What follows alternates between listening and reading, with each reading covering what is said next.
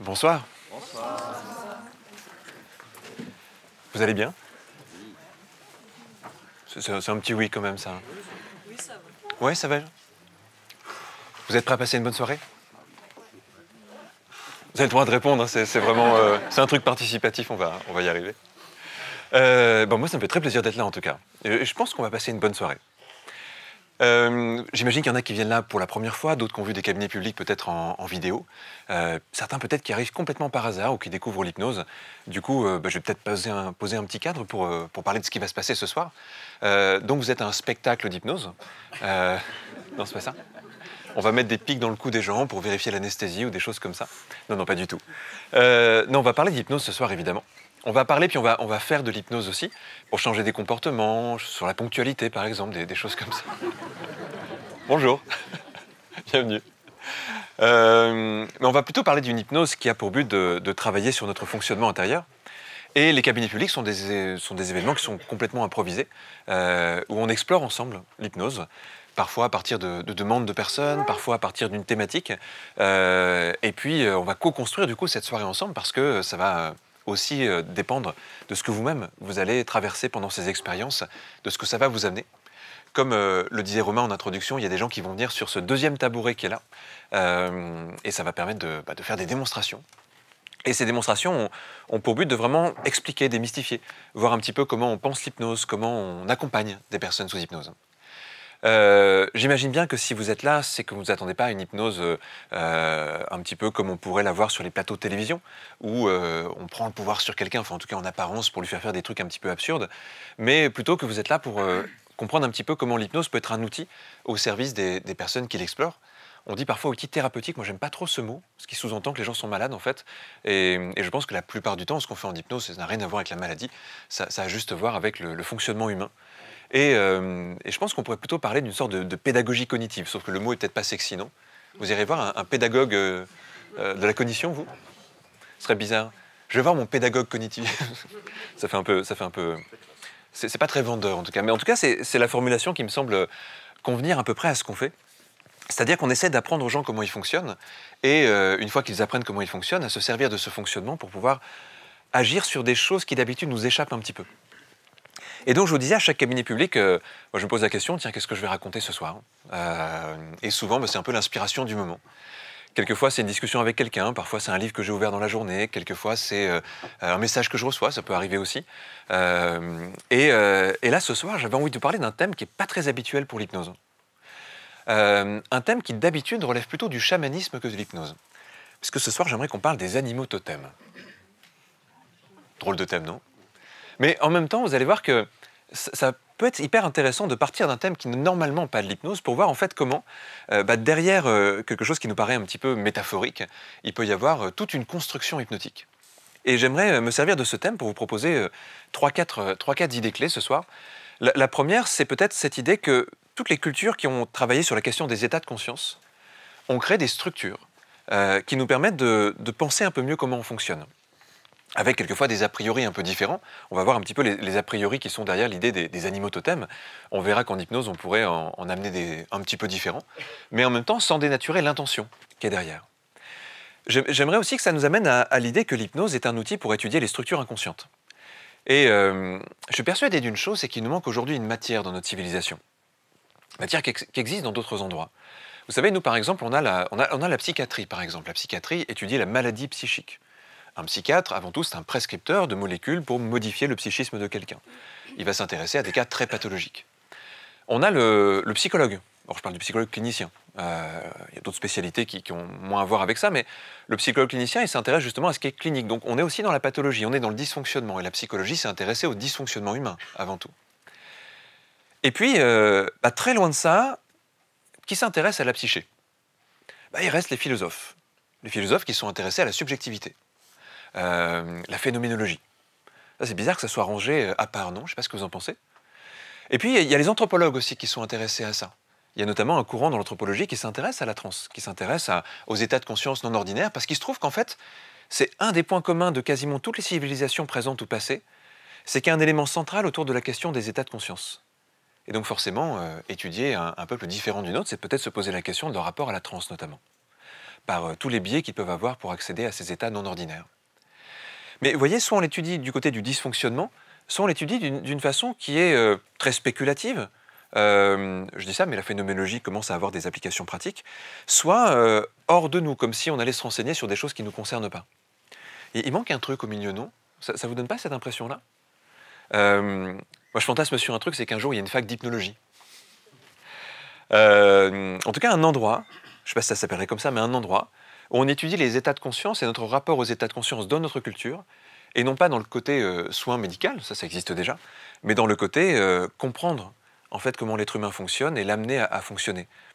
Parce qu'en fait, je disais finalement, les psychologues cliniciens ou les psychiatres s'intéressent à ce qui est clinique, à ce qui est pathologique, mais on rencontre ces pathologies psychiques, en fait, la plupart des gens peuvent traverser une vie sans les rencontrer. Par contre, des difficultés à comprendre qui on est, à voir comment on fonctionne, à changer des comportements, à explorer nos émotions, à comprendre les enjeux relationnels, à comprendre nos systèmes de projection, etc. Et bien ça, en fait, c'est 100% des êtres humains qui rencontrent ces problématiques assez régulièrement. Et sans avoir aucune idée d'un début d'outil pour commencer à intégrer ça. Et même plutôt des mythes que des outils, puisque la plupart du temps, quand une personne se dit « tiens, j'ai une compulsion, qu'est-ce que je peux faire avec ?» On va lui dire « mais t'as pas de volonté ». Bon, ça ne va pas l'aider, hein, ça va même peut-être encore plus l'enfoncer dans le problème. Remarquez, si on l'enfonce bien dans le problème, elle va finir par développer une vraie pathologie, et puis là, elle aura quelqu'un vers qui aller. Ça peut être une technique. À mon avis, ce n'est pas la meilleure. Je pense qu'en tout cas, on pourra avoir d'autres accès. Et alors, je fais un petit détour là, mais pourquoi parler des animaux totems ce soir? Parce qu'en fait, dans plein de civilisations, il y a des gens qui ont créé des outils pour réguler la psyché, pour réguler l'émotionnel, pour explorer nos fonctionnements, et des outils du coup pour prendre possession un petit peu de ce qui se passe à l'intérieur de soi. Et dans ces autres cultures, on ne considère pas qu'une personne, par exemple, qui est bloquée dans un comportement, ou qui a du mal à s'endormir le soir, ou quelquefois qui a du mal à digérer un événement, un accident de vie ou quelque chose comme ça, on ne dit pas qu'elle est malade. On lui dit juste qu'elle a besoin d'une introspection. Et que ce temps d'introspection qu'elle va s'offrir à elle-même, comme un voyage qu'on pourrait s'offrir quelquefois, mais un voyage intérieur, eh bien, ça peut faire du bien. Mais au-delà de faire du bien, ça va surtout aider cette personne à passer à une autre étape, à construire quelque chose, à grandir. Et je pense qu'en fait, si on regarde les cultures, par exemple chamaniques, sous cet angle-là, eh bien, on s'aperçoit que finalement, ce qu'on fait avec l'hypnose ressemble un petit peu à ça. Donc voilà ce que je voulais vous proposer ce soir. Ça vous plaît comme thème? Ouais. Bon, je vais peut-être commencer par le début. Quand on parle d'animaux totems, si on écoute un chaman, par exemple, dans les traditions amérindiennes, parler de ça, il va sans doute avoir l'idée, en tout cas c'est ce qu'il va dire, je ne sais pas s'il l'envisage comme ça, mais il va dire qu'on peut se connecter à des esprits, des archétypes animaux, des choses comme ça. Nous, dans notre culture, on aurait plutôt tendance à dire on va se connecter à des parties de nous-mêmes, à des parties de notre imagination. Donc il y a quand même un changement théorique dans ces deux éléments-là. Et j'en parle 2 secondes parce que c'est intéressant aussi pour comprendre ce qu'on va développer ce soir. Dans notre culture, vers le XVIIIe siècle, à peu près, on a commencé à développer tout doucement l'idée qu'il y a des choses intérieures en nous dont on n'a pas conscience. Ça a donné l'idée de l'inconscient. Avant le XVIIIe siècle, quand les gens n'allaient pas bien, ils allaient voir un exorciste. Pour la petite histoire, Mesmer, le Mesmer du XVIIIe siècle, pas celui d'aujourd'hui, quand il commence à apprendre l'hypnose, c'est par l'exorcisme, en fait, puisque c'est la seule technique qui approche de ça. À l'époque, il n'y a pas grand-chose d'autre. Et donc, on considère en fait que quand quelqu'un va pas bien, c'est qu'il y a 2-3 démons là-dedans, quoi, grosso modo. C'était une petite blague, hein, mais... et du coup, ou alors, par exemple, qu'il y a un ancêtre qui vient visiter cette personne, ou qu'il y a un esprit qui l'influence. Puis du coup, même dans ce qu'on appelle l'hypnose à l'époque, il n'est pas rare que les gens se mettent à parler latin en ayant des grosses convulsions, vous voyez. Alors, c'est intéressant, hein, c'est pas mal. Seulement, ça a amené l'idée que c'était extérieur, en fait, ce truc-là. J'ai un problème, je fais des cauchemars, il y a peut-être un démon qui vient m'habiter, peut-être qu'il y a quelque chose qui vient... Donc les gens allaient voir des prêtres, ils allaient voir plein de personnes pour les aider, mais il n'y avait pas de psychothérapie à l'époque, hein, le mot n'était même pas encore pensé. Il n'y avait pas l'idée que ça pouvait être intérieur. Ça, c'est des idées très modernes, en fait. Il a fallu beaucoup de temps pour que l'être humain s'imagine que tout ça n'était peut-être pas à l'extérieur, mais à l'intérieur. Qu'en fait, parfois, quand il allait pas bien, c'était peut-être pas un esprit, c'était peut-être une partie de lui qui avait quelque chose à dire. Que peut-être que c'était une émotion à l'intérieur qui n'était pas digérée. Peut-être que c'était un conflit à l'intérieur qui venait créer ça. Bon, tout ça, tous ces concepts qui commencent à être tellement familiers qu'ils passent dans la culture populaire, en fait, ils sont très récents dans notre histoire. Alors, première différence entre hypnose et chamanisme, c'est que le chamanisme, qui est souvent lié à des cultures assez anciennes, continue à garder cette idée que les choses sont à l'extérieur. Tandis que nous, en hypnose, on va plutôt dire aux gens, on va voyager à l'intérieur de vous-même pour aller rencontrer quelque chose qui se passe à l'intérieur de vous-même. Mais au fond, est-ce que ça change vraiment quelque chose? Quand un chaman dit à quelqu'un qu'il va rencontrer son animal totem, il imagine que c'est un esprit, donc on va lui dire simplement que c'est un élément imaginaire, comme dans un rêve, et que cet élément imaginaire peut lui permettre de mettre en scène quelque chose sur quoi il va travailler. Et au fond, au niveau de ce que ça va apporter, eh bien, quelle que soit l'explication, en fait, ce que ça apporte est peut-être assez proche dans les deux cas. Maintenant, je vais vous proposer d'expérimenter des choses ce soir autour de ce thème. Et vous allez voir, je pense que c'est assez intriguant, assez amusant. Et en plus, ce sont des outils qu'on peut très facilement utiliser après en auto-exploration, quelque part. Donc en plus de parler d'hypnose, on va presque parler d'auto-hypnose d'une certaine façon. Est-ce que ça vous tente qu'on commence par une petite expérience collective? Oui. Ouais. Alors c'est une expérience d'imagination. Bonsoir, bienvenue. Normalement, la dernière personne qui rentre dans la salle vient sur scène. Non, s'il n'y a plus de place, il doit bien rester une place quelque part en tout cas. Par là, juste au premier rang, c'est super. Voilà, discrètement, bien devant la caméra, super, c'est parfait. Spéciale dédicace pour toi, Romain. Non, c'est bon. Il y avait un grand psychiatre du siècle dernier qui disait la personne qui arrive en retard a souvent besoin d'attirer l'attention. Alors je ne sais pas si c'est une vraie théorie ou pas. Donc je disais, on va faire une petite expérience collective qui va être toute simple. On va laisser de côté le mot hypnose, on va juste faire une expérience d'imagination. D'accord? S'il y a des puristes ici du chamanisme, je vais prendre quelques détours quand même, on va pas faire un truc, on va arranger un petit peu les choses, mais au fond, on va garder quand même les intentions qui sont derrière. Ce que je vais vous demander dans cette expérience, ça va être de vous connecter à une partie de vous-même. Je vais vous expliquer après comment. Une fois que vous serez connecté à cette partie de vous-même, on va imaginer qu'on y rentre, qu'on y plonge. On va reprendre cette métaphore de l'introspection, de rentrer à l'intérieur de soi. On va arriver dans un espace qui va être créé par votre imaginaire, presque comme un rêve. Il y a des gens qui sont peut-être très visuels dans la salle, et les gens très visuels, vous aurez peut-être des images assez précises de ça. Puis il y a des gens qui sont peut-être un peu moins visuels, vous allez plutôt sentir comme un espace intérieur, vous allez peut-être avoir des sonorités dans cet espace intérieur. Il ne s'agit pas d'avoir forcément des images, des sons, mais il y aura sans doute des sensations pour à peu près tout le monde, ça par contre. Et puis, je ne vous en dis pas beaucoup plus, mais dans ce lieu imaginaire, on va faire intervenir quelque chose, on va libérer l'imagination pour que quelque chose vous arrive. Et ça sera un petit peu le début de l'aventure qu'on va parcourir ensemble ce soir. Alors s'il y a des gens qui connaissent un petit peu les états hypnotiques, vous allez voir, ça va être très simple. Pour ceux qui découvrent complètement, dites-vous que c'est juste comme écouter une histoire, ni plus ni moins que ça. Et si vous êtes prêts, je vous propose de prendre une position bien confortable. On va partir pour un petit voyage tout simple, assez poétique, vous allez voir. Parce que vu qu'on part sur une thématique un petit peu métaphorique, poétique, pendant que tout le monde s'installe, vous savez que il y a beaucoup de gens qui ont travaillé sur la notion de suggestion et qui ont remarqué que quand on demande de faire quelque chose à quelqu'un, ça ne marche pas très bien. Par contre, quand on lui raconte une histoire, ça marche un peu mieux. Et ça, c'est un des concepts qu'on connaît depuis des milliers d'années, mais il a fallu le redécouvrir il n'y a pas si longtemps que ça, pour qu'on comprenne pourquoi l'hypnose marchait mieux quand on ne demandait pas aux gens de rentrer en hypnose, en fait. Du coup, je ne vais pas vous demander de rentrer en hypnose.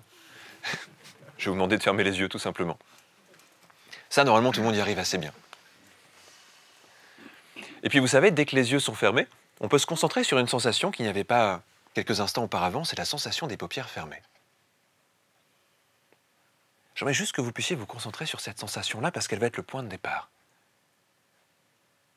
Comme si c'était une manière d'entrer en vous que de juste être attentif à la sensation des paupières fermées. Puis tout doucement, mais très lentement, vous allez descendre votre attention. Au niveau du corps, vous allez passer par le visage, comme si tout doucement vous descendiez. Vous savez, un peu comme si on éclairait certaines parties de nous-mêmes, comme avec une lumière très précise, comme une poursuite au théâtre. Un petit rond de lumière qui vient éclairer une toute petite partie de la scène. Alors ça passe par le nez, la bouche, puis le menton, et tout doucement ça descend. Et puis au fur et à mesure que vous laissez cette partie attentive de vous-même descendre tout doucement dans le corps, ça passe par le cou. Et tout doucement, votre attention va encore un peu descendre pour arriver progressivement au centre de la poitrine, à peu près à la hauteur du cœur. Et c'est évidemment un endroit assez symbolique.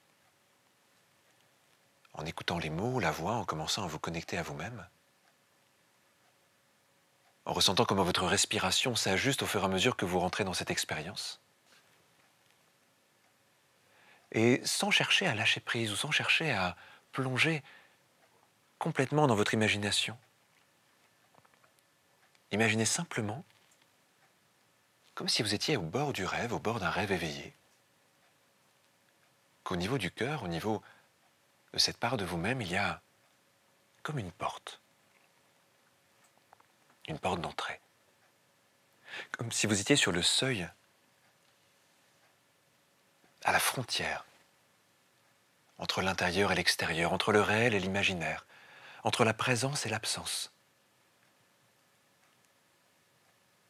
entre la pensée et le rêve. Cette porte, un peu comme le miroir d'Alice, on pourrait la voir comme un passage. Un passage imaginaire. Si vous entrez dans cette porte, un peu comme on entrerait dans un endroit au début caché, mais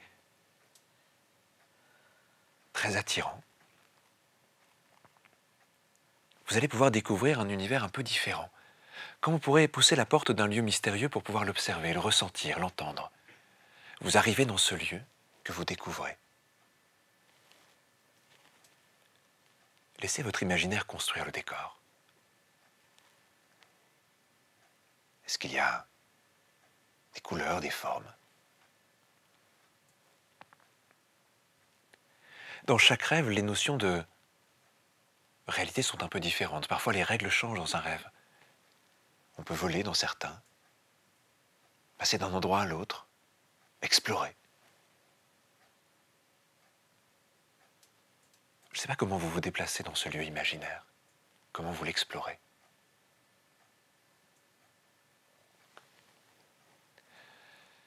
Mais tout d'un coup, dans ce lieu, vous allez sentir comme une présence, comme s'il y avait quelque chose qui vous attendait, une présence dont c'est peut-être le siège. Au début, c'est comme deviner quelque chose. Vous savez comme on sent quand on est quelque part qu'on n'est pas tout seul.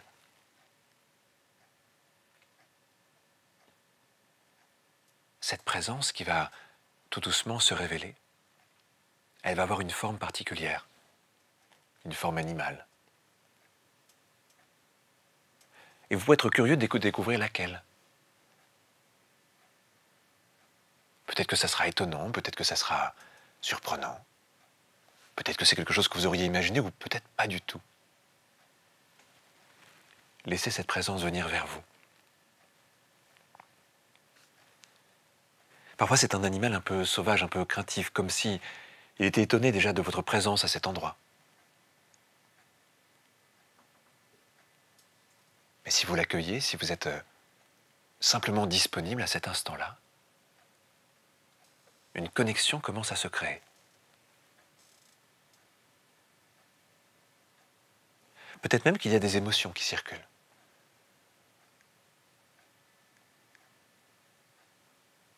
Quelque chose qui se passe à l'intérieur de vous-même, comme en résonance avec cette rencontre.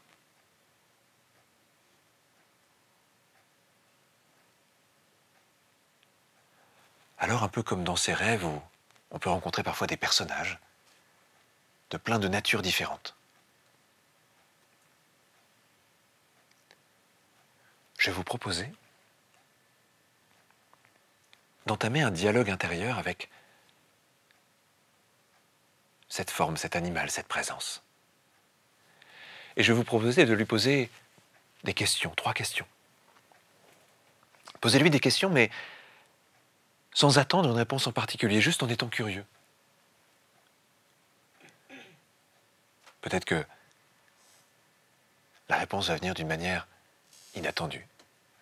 Peut-être par simplement des mots, comme quelqu'un qui s'adresse à vous, comme si cette présence pouvait répondre à votre question. Peut-être de façon un peu plus métaphorique, symbolique. La première question est très large. Vous allez lui demander « Qui es-tu »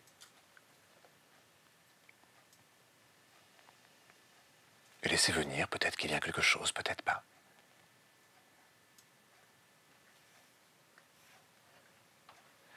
Et si quelque chose vous vient, soyez juste attentif, comme, vous savez, comme quand on lit un livre, quand on écoute un récit, quand on regarde un film, et qu'on ne sait pas très bien ce que le scénario nous réserve.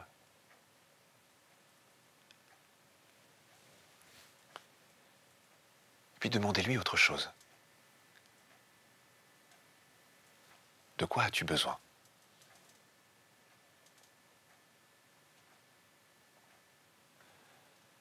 Laissez juste cette question passer et laissez à nouveau peut-être des choses venir.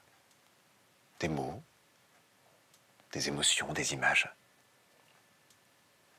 Peut-être des choses surprenantes, peut-être des choses étranges, peut-être des choses évidentes. De quoi as-tu besoin?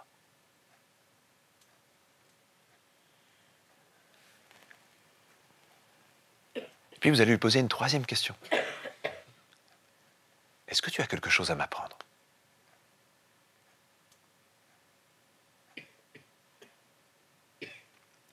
Puis à nouveau lancer cette question. Puis parfois, question après question, en prenant le temps dans une expérience comme celle-là, les choses se précisent un peu.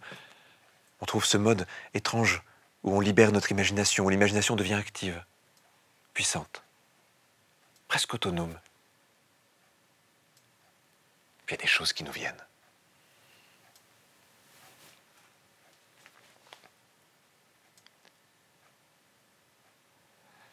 Alors comme on est là pour une toute première expérience, ce que je vais vous proposer, ça va être tout doucement maintenant de prendre du recul par rapport à cette présence. Peut-être de lui dire que vous reviendrez la voir, mais que pour l'instant, ça va être le moment de repasser dans un autre mode de fonctionnement. Ce mode qu'on appelle notre état normal. Même si on pourrait se demander qu'est-ce qu'il a de normal à part l'habitude. Alors un peu comme on pourrait se retourner sur un chemin, comme on pourrait emprunter un sentier à l'envers pour rebrousser chemin. Vous allez tout doucement sortir de cet endroit, vous allez tout doucement revenir vers un rythme de respiration un peu plus grand. Laissez votre attention sortir, peut-être par le même endroit, par cette partie de votre corps, et remonter jusqu'à la surface, remonter jusqu'à cette salle, jusqu'à ce moment qu'on partage. Et revenir en pleine forme.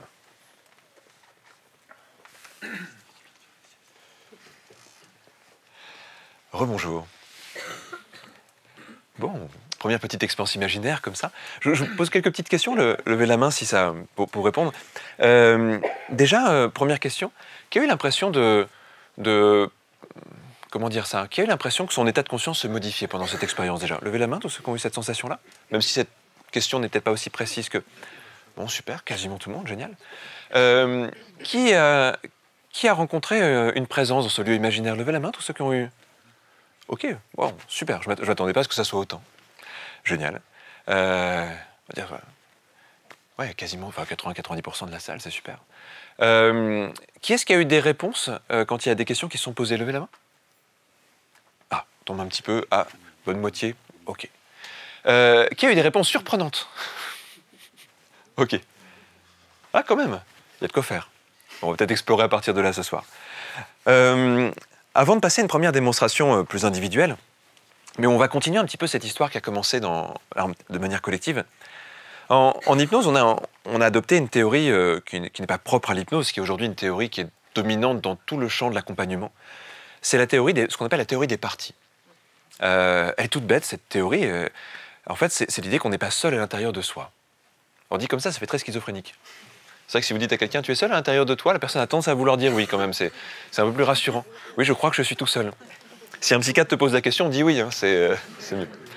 Mais en même temps, quand on y pense, et même quand on est attentif à ce qu'on dit, à ce qu'on exprime, eh ben, c'est pas si clair que ça, ce truc-là. Déjà, vous savez, quand les gens disent « ah, j'ai fait ça, mais tu sais, c'est plus fort que moi ». Déjà, ça interroge dans ce genre de phrase. C'est plus fort que toi, ça vient de toi quand même, donc c'est quoi? Qu'est-ce qui peut être plus fort que toi à l'intérieur de toi? C'est une question déjà qu'on pourrait se poser. Ou les gens qui disent, je me pose la question. Il faut être deux pour se poser la question, non? C'est voire même, il y a une part de moi qui a envie de ça, puis une autre part de moi qui a envie de ça. C'est encore plus clair même quand les gens le disent comme ça. Tu sais, je me sens un peu déchiré, partagé à l'intérieur entre ça et ça. Et en fait, si on demande aux gens d'exprimer de manière un peu plus claire ce qu'ils pensent à ce moment-là, c'est que ils vont souvent arriver à dire, tu sais, il y a des moments où je me dis ça, un peu comme si c'était évident, et puis peut-être que le lendemain, ou même une heure après, quelquefois, je me dis l'inverse. Et là, si on leur pose la question, mais quand tu dis « je », c'est qui du coup? Et souvent, c'est une question qui est assez désagréable, en fait, parce qu'elle remet vraiment en cause pas mal de choses, cette question-là. C'est qui « je » qui répond, en fait. En thérapie, par exemple, les gens arrivent souvent en mettant en avant la partie d'eux-mêmes qui semble être motivée pour changer. Alors, je viens vous voir, vous savez, parce qu'en fait, je crois vraiment qu'il faut que je change beaucoup de choses dans ma vie. Et puis en fait, cette partie-là, elle n'existe pas vraiment, parce que sinon, ils auraient déjà changé. En fait, vous voyez, je prends un truc un peu caricatural, mais la partie de la personne, par exemple, qui dit « il faut que j'arrête de grignoter ». Bon, je prends un comportement un peu répétitif. Une personne qui grignote 10 fois par jour, il n'y a pas beaucoup de moments où la partie qui veut arrêter de grignoter, elle est là. En fait, la partie qui veut grignoter, elle est plutôt présente, la plupart du temps. Mais quand même, quand la personne vient en thérapie, elle ne dit pas j'ai envie de manger », elle dit non, moi je veux arrêter de grignoter ». Et un truc qui est fou, en fait, dans ce que dit cette personne, elle nous ment à ce moment-là. En fait, elle devrait dire il y a une petite partie de moi qui a réussi à prendre rendez-vous à venir jusqu'ici pour vous dire qu'elle veut arrêter de grignoter, mais il y a une énorme partie de moi qui a beaucoup lutté déjà pour venir jusque-là. Et en fait, là, je la cache un peu, mais c'est elle qui domine 90% du temps. Ça serait déjà plus juste si les gens nous disaient ça, non? Mais en fait, il y a plusieurs trucs là-dessus. C'est que déjà, les gens nous présentent la face d'eux-mêmes qui est la plus socialement admise. C'est ce qu'on fait avec nos amis aussi, en général. On va dire, il m'arrive de me mettre en colère, mais je suis très calme. Oui, c'est un peu le truc plus socialement admis. Ça serait, si une personne disait « j'ai un tempérament colérique et je fais semblant d'être calme la plupart du temps », ça serait différent déjà. Mais bon, on va truquer un peu les choses souvent, et en thérapie, les gens truquent beaucoup parce qu'ils ont envie de convaincre souvent leurs accompagnants qui sont des gens bien. Donc déjà, ils se mettent un peu mal avec ça parce que, non, on va faire semblant de jouer un peu le jeu avec eux quand même, on dit « ah, vous voulez arrêter de grignoter, très bien ». Mais sauf que nous, en hypnose, on se laisse pas trop avoir, et puis on dit aux gens dormez, enfin j'exagère un peu, puis laissez-moi avec la partie de vous qui n'a pas envie, parce que c'est à elle que je veux m'adresser. Alors c'est un peu ça l'hypnose en fait, c'est justement accéder à la partie qui se cache derrière, mais qui est parfois bien plus importante que la partie qui est visible. Alors pourquoi je vous parle de ça? Parce qu'en fait, cette idée des animaux totems, déjà, elle est super intéressante à ce niveau-là. Pour beaucoup, là, vous avez rencontré une forme qui est venue, une forme imaginaire. En fait, si on faisait faire ça, cet exercice à des enfants de 5 ans, ils le font super bien. Parfois, les adultes mettent un peu plus de temps, mais un enfant de 5 ans, tu dis, tiens, imagine, tu rentres dans ton cœur, et puis il y a un endroit, tu le vois, ils le décrivent, ok, et puis imagine, il y a un animal qui vient, je vois une antilope, je vois un suricate, je vois, je sais pas. Et en général, ils y arrivent très très bien. Et puis si on leur dit, tiens, à ton avis, quelle qualité il a cet animal? Il est fort, il est intéressant, il est rusé, etc. En fait, ils y arrivent bien parce qu'on leur lit des contes depuis le début avec des animaux qui parlent. Donc finalement, en général, c'est à peu près normal, oui. La petite souris, elle parle, évidemment. Vous savez qu'il y a des anthropologues qui soutiennent une thèse aujourd'hui, et c'est pas juste quelques-uns, qui fait qu'on croit que les chamans, ils parlent avec des animaux. En fait, c'est depuis que Walt Disney a imaginé qu'il y avait des animaux parlants. En fait, il semblerait que ce soit de la rencontre de culture, parce qu'à la base, ils parlaient pas trop les animaux chez les chamans. Mais quand ils ont vu que nous, on avait des animaux qui parlaient, ils se sont dit, bah tiens, nous aussi. Comme quoi, il doit y avoir un mélange culturel au bout d'un moment là-dedans. Donc, ce qu'on croit quelquefois être la culture originelle ne l'est pas tant que ça, c'est déformé aussi par nous. Mais je trouve assez jolie l'idée comme quoi il y a des interférences comme ça qui font que tout finit par se connecter un petit peu. Mais bon, c'est pratique, ils parlent les animaux quand même dans cette pratique-là, donc je crois que ça a eu un beau succès. Mais c'est génial, vous imaginez, je rentre dans une partie de moi, bon, symboliquement on a pris le cœur parce que on va tous y mettre un symbole quand même à cet endroit-là, non? C'est vrai que si j'avais pris le coude, je ne sais pas si ça vous aurait parlé autant. Donc on va prendre un endroit un petit peu archétypal comme ça, et puis on va imaginer qu'on rentre dedans. Il y a une forme qui vient, cette forme-là, elle représente une part de nous-mêmes quelque part. Et dans cette idée des animaux totems, eh bien je vous disais, les chamans vont penser que c'est un esprit extérieur, nous on va plutôt penser que c'est intérieur, c'est plutôt comme ça que je vous le propose aujourd'hui. Mais peut-être que cette part de nous, en fait, elle est vraiment liée à quelque chose qui se passe en ce moment dans notre vie. Peut-être qu'elle a du sens, en tout cas, et que si on commence à jouer avec elle, à l'interroger, à lier un lien avec elle, eh bien peut-être qu'il y a du sens. Alors pour commencer à faire une démonstration un peu plus poussée, Dans les personnes qui ont rencontré cette forme animale, qu'on pourrait appeler un animal totem, et qui en plus peut-être ont eu des réponses un peu surprenantes à leurs questions, est-ce qu'il y a quelqu'un qui se dit, là, il y a un vrai truc que j'aimerais travailler par rapport à ça? Il y a un truc peut-être qui m'a procuré des émotions, peut-être que c'était pas toujours confortable même, mais qui se dit, ça vaudrait le coup d'aller un peu plus loin.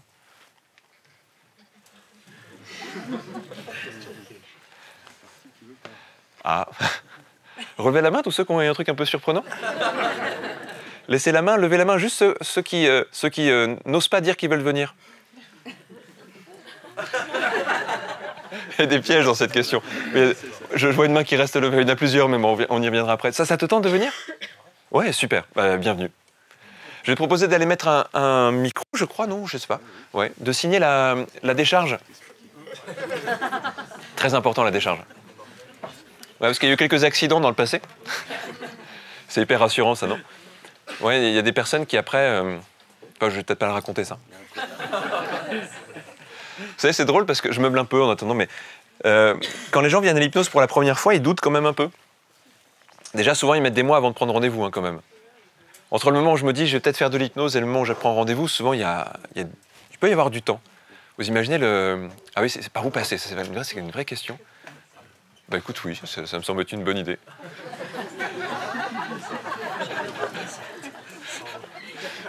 La multiplicité intérieure en train de parler. Et donc parfois les gens ils s'installent quand même pour leur première séance comme ça, puis ils posent des questions, ils doutent un peu, ils se disent tiens, mais ça marche alors l'hypnose? Moi j'adore jouer parce que je sais que les gens ont besoin d'être rassurés à ce moment-là, et je trouve que la meilleure manière de les rassurer c'est de raconter un peu n'importe quoi. Et ça marche une fois sur deux. À la personne d'avant ça a super bien marché. Ou parfois quand les gens disent mais vous pensez que j'arriverai à rentrer en transe? C'est toujours une question ça que les gens se posent. En général, même quand ils savent que l'hypnose existe, etc., ils se posent la question, est-ce que moi je vais y arriver? Ah, c'est pas... Ah non, il est là, ok. Bonsoir. Il y a un jeu de porte, ça fait très boulevard. Ok. Bienvenue. Et donc oui, les gens se demandent, est-ce que je vais y arriver, tout ça. Et j'ai remarqué, au début de ma pratique, je rassurais les gens en disant, mais c'est un état normal, c'est un état naturel, et tout ça. Et puis en fait, souvent, la part intellectuelle était à peu près rassurée, mais la part émotionnelle, pas du tout. Donc finalement, je réponds plus du tout à cette question. Je trouve que c'est beaucoup mieux. Puis je dis plutôt aux gens, mais qu'est-ce qui vous passionne vraiment dans la vie, vous? Puis alors là, souvent, les gens, s'ils ont une passion, sinon c'est plus compliqué, mais sinon ils sont déprimés quand on leur pose la question. Mais sinon, ah mais moi j'adore la sculpture. Ok, qu'est-ce que vous ressentez quand vous sculptez? Puis on passe par ça, souvent. Parce qu'au fur et à mesure que les gens répondent à qu'est-ce qui me plaît dans cet acte-là, ils sont à moitié en transe. Puis d'un coup, je leur dis, vous vous sentez comment là? Ah, je me sens bien. Est-ce que quand vous sculptez, vous êtes tellement absorbé que vous oubliez le temps? Ah oui. Est-ce que vous avez l'impression d'être connecté à votre corps comme jamais? Ah oui, c'est incroyable, mes mains, elles font des trucs et je les suis, et puis j'oublie tout, et puis il n'y a plus de mental et tout ça. Puis d'un coup, je leur dis, bon, vous êtes déjà à l'aise avec l'hypnose alors? On va juste aller un tout petit peu plus loin. Et c'est plus rassurant de passer par là. Parce qu'en fait, ce qu'on oublie quelquefois, c'est qu'on est tous à peu près en transe tout le temps. Il y a juste l'une de ces transes dont on a fait notre état normal. C'est la transe que les autres connaissent de nous, en fait. C'est juste ça, hein. C'est si on discute, eh bien, je vais avoir une vision de toi qui est juste la transe que tu m'as présentée. Une sorte d'agencement de la réalité qui fait que ça correspond à ton personnage principal.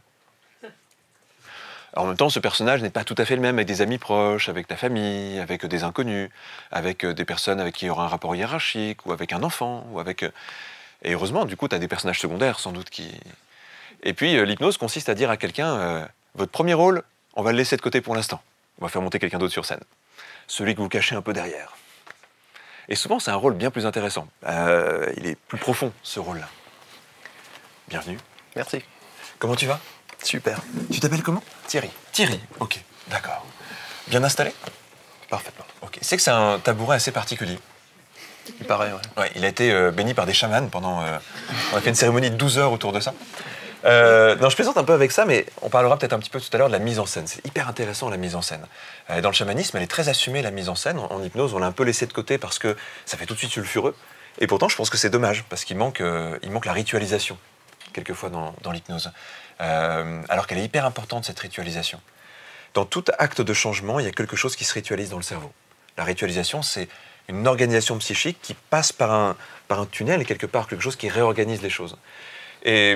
Et je pense qu'avec notre société dans laquelle on a jeté beaucoup de rituels, et peut-être pour des bonnes raisons, on a aussi perdu quelque part ce qu'il y avait derrière, la capacité de ces rituels à structurer notre psyché. Et je trouve que le pari moderne, ça serait de pouvoir recréer du rituel sans retomber dans le dogme. Ça serait génial qu'on arrive à ça. C'est une sorte de super mélange entre deux choses. Le dogme, c'est quand tout d'un coup on finit par se prendre au jeu un peu trop. Vous voyez, quand on finit par se dire la mise en scène, je finis par y croire et j'oublie que c'est une mise en scène. Et je pense que c'est ce qui a fait qu'il y a eu un rejet à une époque des rituels. C'est qu'à un moment donné, ils étaient enfermants parce que la mise en scène devenait hyper restrictive. Mais si on pouvait prendre juste la bonne partie de ça, la capacité à créer un chemin nouveau pour la pensée, là, ça deviendrait vraiment génial, puisqu'on pourrait, dans une sorte de mobilité psychique, inventer des rituels en fonction des personnes, de leurs croyances, de leurs envies, de leur étape de vie. Et moi, je suis persuadé d'une chose, c'est qu'en fait, l'acte hypnotique, le passage vers l'état hypnotique, c'est un élément fort du rituel du changement. Le fait de passer par un autre état de conscience, c'est vraiment traverser son imaginaire, c'est traverser ce qui se passe à l'intérieur de nous. Et je pense que c'est à la base de quasiment tous les rituels de changement qui existent dans l'humanité. Nous, en hypnose, peut-être qu'on le met en scène un peu différemment, on le prépare un peu différemment, mais finalement, les codes qui sont derrière ça sont presque universels. Est-ce que tu es dans ton état normal, là? Pas sûr. Pas sûr. Ok. Donc, c'est pas ton personnage principal, alors? Non. Pas tout à fait? Non. Les gens qui te connaissent, là, ils se diraient, tiens, il n'est pas tout à fait... Je sais même pas s'ils me reconnaîtraient. C'est vrai? Ok. Incroyable. Donc, on se recroise demain dans la rue, je sais pas qui tu es. C'est super. Ça crée un truc encore plus magique, du coup. Toi, tout à l'heure, tu as fait cette expérience, donc petite expérience d'introduction qu'on a fait en groupe, et tu es rentré dans cet endroit-là et tu as rencontré une forme animale, c'est ça? Ouais. Ok. Tu peux déjà dire ce que c'était comme forme? Un gorille. Un gorille, ok. Ça t'a surpris que ce soit un gorille? Pas spécialement, je m'attendais à rien, donc j'étais pas surpris. Par contre, c'est son nom qui m'a surpris. Son nom? Il s'appelle comment? Personne. Il s'appelle Personne. Un gorille qui s'appelle Personne. On pourrait faire des trucs avec ça. Ouais, je pense. Ça peut être un début d'histoire assez... Alors, je pose la question, est-ce que tu as été surpris? Parce que, tu sais, souvent, dans les mythes comme ça, les gens se disent je vais rencontrer un aigle, un puma, un truc incroyable. Puis bon, il y en a toujours qui rencontrent des trucs qui n'étaient pas exactement ce qu'ils avaient imaginé. Vous voyez, bon, tout le monde tombe sur le... Parce que le lombric, bon, c'est sympa, mais je veux dire, c'est... Mais statistiquement, il y a plus de lombric que de puma. Donc, a priori, l'esprit peut être... Et je dis ça en plaisantant un peu comme ça, mais très souvent, les gens qui tombent sur une forme animale, au début, ils ont un peu de rejet. Ben, quelquefois, quand ils interrogent cette forme-là sur sa fonction, tout d'un coup, ils se disent « Ah, mais oui, bien sûr qu'il y a un truc qui me parle énormément dans la fonction de cet animal. » C'est quoi la fonction d'un gorille pour toi? C'est juste beau. C'est juste beau, ok. C'est déjà une belle fonction. Bah ouais. Qu'est-ce qui t'a surpris dans cette rencontre? Son nom, déjà. Ouais. Ce dont il a besoin, c'était la paix. La paix, ok. Et la troisième question, c'était ce qu'il peut nous apporter, c'est ça? Ouais, qu'est-ce qu'il pourrait t'offrir, t'apporter? Du silence. Le silence. Et ça m'a carrément touché. Qu'est-ce qui a réagi en toi à ça? Je pense que j'ai un besoin de silence que j'ai perçu depuis un moment. C'est un silence au sens concret ou au sens métaphorique? Les deux, en fait. Les deux, ok. Dans un monde trop bruyant, trop... T'as vu, là, c'est très calme, hein, pour le coup. Ouais, là... T'as dit ça, il n'y a personne qui... Ouais. Une belle suggestion. Oui, ça marche. La suggestion fonctionne assez bien. Quelle émotion tu as ressentie quand il a dit ça?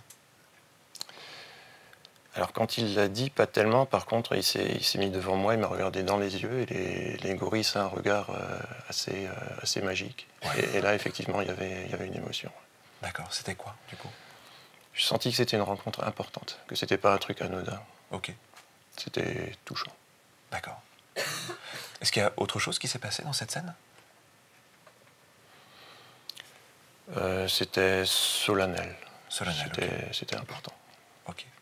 Est-ce que ça tente qu'on y retourne ensemble? Ouais. Ouais. Ok. Donc on va voir Personne. Du coup, ouais. Tu sais, je trouve ça beau. J'ai maillé ça un petit peu de quelques sous-titres, mais il y a plein de choses à dire là-dessus. Oui, si on dit aux gens, vous allez rencontrer votre inconscient, ça parle un peu moins, cette notion-là, non? Elle est floue, cette notion-là. Bon, inconscient, c'est quoi? Au début, quand on a commencé à penser cette idée d'inconscient, c'était quasiment quelque chose qui était déifié, l'inconscient. Quand on regarde, même chez Freud, hein, l'inconscient, il est presque omniscient, vous voyez, c'est un truc comme si, tout d'un coup, on internalisait l'idée de Dieu avec l'inconscient. Ça, c'est plutôt le 18e, 19e siècle. Puis tout doucement, on s'est dit, mais peut-être aussi que notre inconscient, c'est pas tout à fait ça. Déjà, peut-être que c'est pas un inconscient. Peut-être que c'est un ensemble de processus inconscients. Peut-être que c'est un ensemble de parties, de sous-parties. Mais aujourd'hui, les neurosciences nous amènent plutôt vers cette idée qu'en fait, on a plein de parties en nous qui sont agentes. C'est-à-dire qu'elles ont leur propre autonomie d'une certaine façon. Une partie de nous peut avoir son fil de pensée. Une autre partie de nous a un autre fil de pensée. Ce qui va créer nos conflits intérieurs, justement, quelquefois. Je veux ça, puis je veux ça. C'est deux parties qui ont créé des fils de pensée différents. Et puis on s'est dit aussi, finalement, ces parties-là, elles ne sont pas omniscientes, elles ne connaissent pas tout. Elles nous connaissent, nous, parfois différemment de nous-mêmes. Pas forcément mieux, hein, mais différemment. La partie de vous qui rêve la nuit, elle vous connaît différemment de vous-même. Elle connaît autre chose de vous. On a tous ces différentes parties qui ont chacune leur fonction, chacune leur propriété. Par exemple, si on caricaturait un peu, on pourrait dire qu'on a une partie protectrice à l'intérieur de nous. C'est celle qui fait que devant un danger, on va pouvoir se figer ou courir, ou se battre. Et puis, il y a une autre partie de nous qui, dans ces cas-là, parfois aussi se dit il y a d'autres solutions que ces trois solutions primaires. Donc la partie de nous qui nous protège, elle a une bonne intention, mais elle se plante aussi quelquefois. Et puis la partie de nous, quelquefois, qui voudrait autre chose, partie plus intellectuelle, plus élaborée, quelquefois elle a des bonnes idées, mais elle ne sait pas les mettre en œuvre, et les gens sont figés en train de se dire il faudrait que je fasse autre chose, il faudrait que je fasse autre chose, mais leur corps est figé. Puis là, on voit qu'il y a deux parties qui non seulement ont des processus très différents, des croyances très différentes, des priorités très différentes, et qui n'ont aucune action l'une sur l'autre. Et c'est ce qui pose problème, justement. Mais si tout d'un coup, au lieu d'avoir des notions un peu floues, comme inconscient et tout ça, on en fait une notion un peu archétypale. On va voir un gorille. Et moi, ça me raconte un truc, un gorille, mais toi, ça te raconte autre chose. Alors, on a tous nos significations qu'on met dessus. Et évidemment, le but de l'hypnotiseur, à ce moment-là, c'est pas d'interpréter ce que dit la personne. Un gorille, c'est la puissance. Ce serait ma vision, peut-être. Ou un gorille, c'est ta partie primitive. Oui, c'est mon interprétation. Je ne sais pas, lui, il me dit que c'est beau. J'aurais pas pu imaginer ça. Et ce qui est intéressant aussi, dans pas mal de traditions, c'est qu'on laisse la personne mettre ses propres significations sur ce qu'elle voit en transe. On n'impose pas la signification à l'autre. On n'interprète pas. On enlève toute interprétation. On questionne l'autre sur son interprétation, par contre. Ça, c'est vraiment important. C'est qu'est-ce que toi, tu perçois dedans? Qu'est-ce qu'il a à t'apprendre? Qu'est-ce qu'il a à te raconter? Et là, on est vraiment dans un travail d'exploration intérieure. Alors, on va aller un peu plus loin dans cette expérience. Comme tu disais, tu n'es déjà peut-être pas tout à fait dans ton état normal. Si ça se modifie un peu plus, est-ce que tu vas le percevoir avant ou après que ça soit modifié? Dès qu'il y aura quelque chose de bizarre. Dès qu'il y aura quelque chose de bizarre? D'accord. Il y a plein de choses bizarres qui pourraient arriver. Par exemple, je ne sais pas, cette main qui est posée là, elle te semble normale ou elle te semble bizarre déjà? Normal pour le moment. Elle te semble normale. Si elle commençait à te sembler un peu bizarre, quelle est la première sensation que tu ressentirais dans cette main? Un picotement. Un picotement, tu le ressentirais plutôt au niveau de la paume ou du dos de la main? Du dos. Du dos de la main. Est-ce que ce picotement sur le dos de la main, s'il commence à s'amplifier, il peut créer quelque chose qui peut être encore un peu plus surprenant, comme par exemple une sensation de légèreté dans cette main? Je pense que c'est bien parti pour. Ça a l'air d'être bien parti pour. On dirait même qu'il y a des doigts qui commencent à bouger un peu tout seuls. Je serais quelqu'un de très rationnel, je dirais ce n'est pas normal qu'une main commence à bouger toute seule. Mais comme je fais de l'hypnose, tu sais, je suis très rationnel. Mais c'est pas normal qu'une main commence à bouger toute seule. Mais en même temps, ce qui est pas normal est bien quelquefois. Si cette main devient tellement légère que les autres doigts commencent à bouger un petit peu tout seuls, ça risque d'être assez surprenant même. Ce qui serait très étrange, encore plus étrange que ça, c'est que cette main soit comme attirée vers le haut, parce qu'on sait très bien que normalement, il est physiquement impossible qu'une main commence à flotter toute seule. Alors il n'y aurait que deux explications. Soit c'est magique, soit ton inconscient te fait croire que c'est magique. Mais dans les deux cas, c'est surprenant. Certes. Et là, peut-être qu'on va s'apercevoir quand il y a un fil imaginaire qui tire sur la main. Mais je pense que c'est plutôt ton inconscient qui te fait croire ça. Parce qu'en fait, dès que notre inconscient nous crée quelque chose qui est un peu étonnant, c'est comme s'il ouvrait la porte entre deux choses qu'on sépare d'habitude. Notre esprit a été conditionné depuis notre plus jeune âge à séparer le monde réel et le monde imaginaire. Vers 6-7 ans, on a créé une distinction assez claire. Puis parfois, on aime bien... Alors les artistes savent recréer le pont. Et même les créateurs, les personnes qui sont visionnaires, etc. Mais la plupart des gens oublient cette interconnexion. Et je crois que l'hypnose, elle nous ramène là. C'est un travail de funambule, on est sur un fil. On est juste entre les deux. On n'est pas tout à fait parti, on n'est pas tout à fait là non plus. Et si cette main, elle commence à se soulever un peu plus, comme si tout d'un coup, elle commençait à danser, à voler, à virevolter tout doucement, comme ça, peut-être même qu'elle va attirer l'autre. Il y a le picotement, il y a la légèreté, puis tout d'un coup, c'est comme si le bras devenait extrêmement léger avec la main. Comme si quelque chose venait tirer légèrement dessus, comme ça. Et toi, t'es là pourtant. Les gens croient que pour partir en transe, parfois, il faut vraiment partir, alors que c'est encore plus intéressant quand on est à la fois là et pas là. Vu qu'on n'a pas de mots pour dire ça, moi j'appelle ça la prébsence, c'est être présent et absent en même temps. Faut bien inventer des trucs, quelquefois. Je trouve que tu es très prébsent. Très confus comme Merci. ça. Merci. T'as une grande prébsence qui se dégage de toi. Surtout au niveau de la main. Et puis ce qui est beau, tu sais, c'est assez poétique, une main qui se lève toute seule comme ça. Il y a vraiment un côté un peu... comme si on était au bord de quelque chose de très mystérieux. Pendant très longtemps, quand il se passait ça, je le disais tout à l'heure, les gens croyaient que c'était des esprits. Un esprit qui vient et qui soulève ta main. Et tu vas voir un truc, c'est que si je fais cette métaphore, même si on sait que c'est une métaphore, elle va très bien fonctionner. C'est comme si avec une main imaginaire, je venais soulever ta main. Il y a des gens qui ont mesuré que ça marche mieux quand on dit aux gens que c'est extérieur qu'intérieur. C'est fou, non?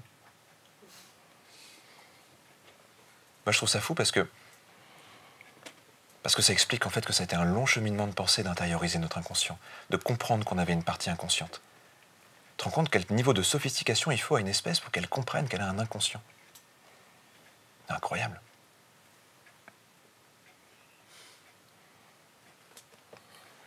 Et puis on va imaginer que cet état bizarre, il remonte dans le bras, puis qu'il arrive jusqu'à l'épaule.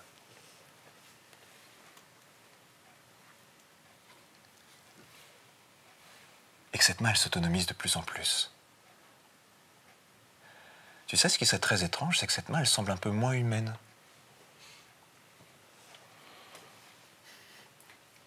Comme si c'était la main de personne. Puis tout doucement, elle va être attirée vers le cœur. Parce que c'était la porte d'entrée tout à l'heure.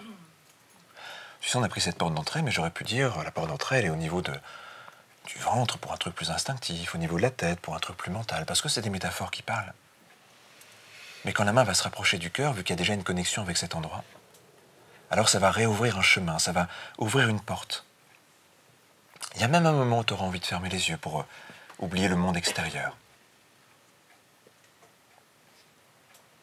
Tu sais, c'est un peu comme quand on part en voyage, quelquefois. On est dans l'avion, on regarde par le hublot, comme ça, il y a encore l'aéroport, on est en train de rouler sur la piste. On est dans le bateau, on est encore accosté, il y a encore des cordes qui relient le bateau au rivage, et puis tout d'un coup, ça lâche. Le bateau prend le large, l'avion décolle. On quitte le port d'attache, on quitte le réel. Il s'évanouit un peu comme si les images devenaient imprécises. Très vite, les bâtiments deviennent plus petits dans l'avion. On voit plus les gens, on voit à peine les voitures, et puis on décolle. Au loin, c'est comme si on laissait l'agitation de côté, pour juste partir à l'intérieur. Et la main se rapproche. Quand elle va toucher le cœur, ça sera comme si tu basculais de l'autre côté. Comme si tu partais vraiment. Il y a deux mondes et il y en a un qu'on a oublié. Il y a le monde réel et le monde imaginaire. Il y en a un qui mérite juste d'être retrouvé. Peut-être qu'un jour on va le cartographier, ce monde imaginaire, comme on a cartographié notre planète. Mais pour l'instant, ça reste un terrain vierge, inconnu. Puis peut-être que pour chaque personne, c'est un terrain différent.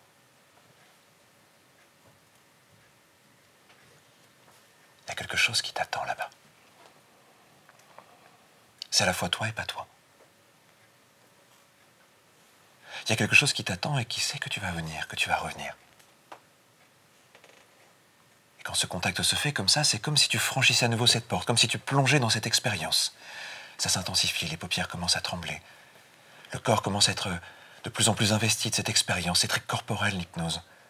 On incorpore, on incarne quelque chose. Tu es dans ce lieu et il y a ce gorille. Et dans son regard, quelque chose se communique avec toi.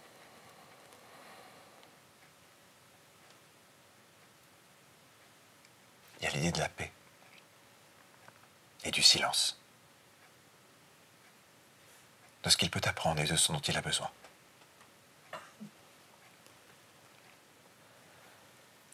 tu vas sentir quelque part là-bas un contact sur l'épaule. Au moment où il y a ce contact, tu vas sentir comme une connexion entre toi et cette image, entre toi et cette présence. Comme si un lien commençait à se créer, comme si une connexion s'établissait de manière encore un peu plus profonde. L'espace semble se réduire, comme si tu devenais l'espace entre toi et lui. Et lui devient toi et tu deviens lui, comme fusionné avec cette forme. Ressentir de l'intérieur ce corps, cet espace différent. Ressentir de l'intérieur cette connaissance de la paix. C'est un autre rapport au monde. Comme si depuis la forme d'un corps, on pouvait comprendre des choses. D'autres épaules, d'autres bras, d'autres mains, d'autres doigts. Un autre poids, une autre enveloppe. Et à l'intérieur, d'autres pensées, d'autres manières de ressentir les choses, un autre regard. C'est comme si tu regardais par ce regard.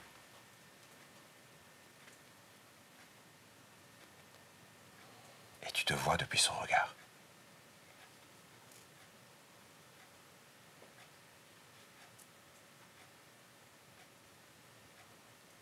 Parfois, on a l'impression de se souvenir de quelque chose en transe. On pourrait se dire que les gens ne découvrent pas l'état d'hypnose, ils s'en rappellent. Parce que cet état, il a déjà existé à l'intérieur. Plein de fois. Mais cette fois, tu pourras t'en souvenir.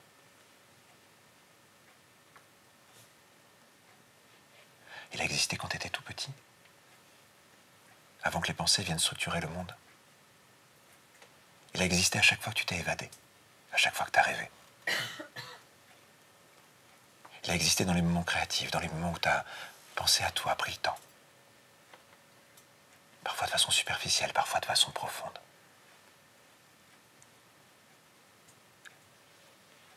Cette part créative de toi, cette part inconsciente a sans doute existé bien avant même qu'il y ait des processus conscients qui s'organisent.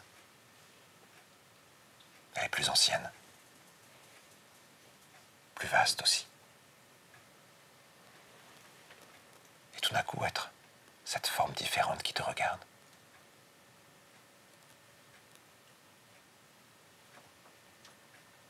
Et qui transmet exactement ce qu'elle a à transmettre.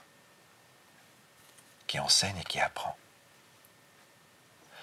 Depuis son corps et depuis son regard, tu vas te dire des choses. Les adresser à cette forme qui est ta forme habituelle.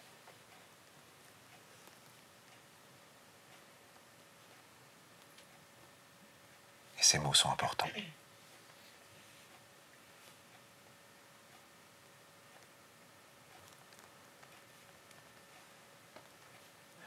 Et quand ce message est passé, tu peux sentir à l'intérieur qu'il va résonner très longtemps. Parfois même dans un état ordinaire, quelquefois, quelque chose reviendra comme, tu sais, parfois on a l'impression de sentir quelque chose. Comme ces musiques parfois qui résonnent dans notre esprit et qui surgissent au hasard de nos pensées. Mais aussi pour t'indiquer les moments où tu peux trouver ce que tu trouves, ce que tu cherches, peut-être ce silence.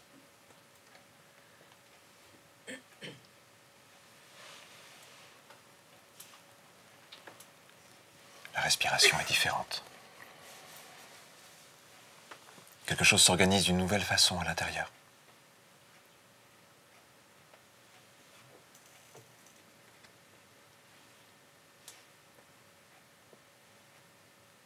Peut-être que tu peux remercier personne.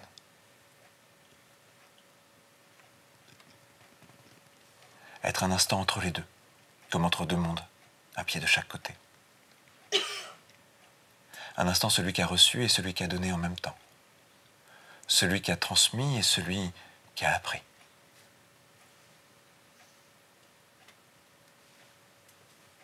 Et puis tout doucement, un peu comme tu sais après un voyage quand on revient à la maison. Tout doucement. Tout en sachant que tu pourras retrouver cet espace et ce gorille un jour. Peut-être qu'il aura changé, peut-être qu'il aura évolué. Peut-être qu'il sera surpris de voir comment toi-même tu changes et tu évolues. Il y aura sans doute d'autres rencontres. Mais progressivement, un peu comme on fait un retour en arrière, un petit peu comme on revient vers le point de départ. Tu vas avoir la sensation de revenir vers ce siège, de revenir vers ce tabouret dans cette salle. D'autres images qui remontent, d'autres sensations qui reviennent. Et en même temps, celui qui revient n'est pas exactement celui qui est parti. Comme si quelque chose avait été modifié, transformé à l'intérieur.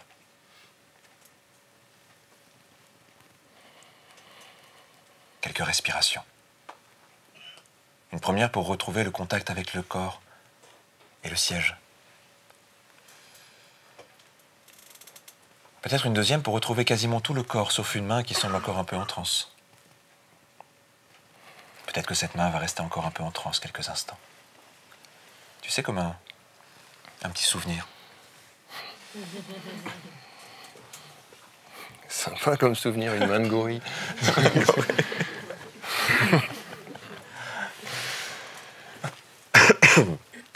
Comment ça va?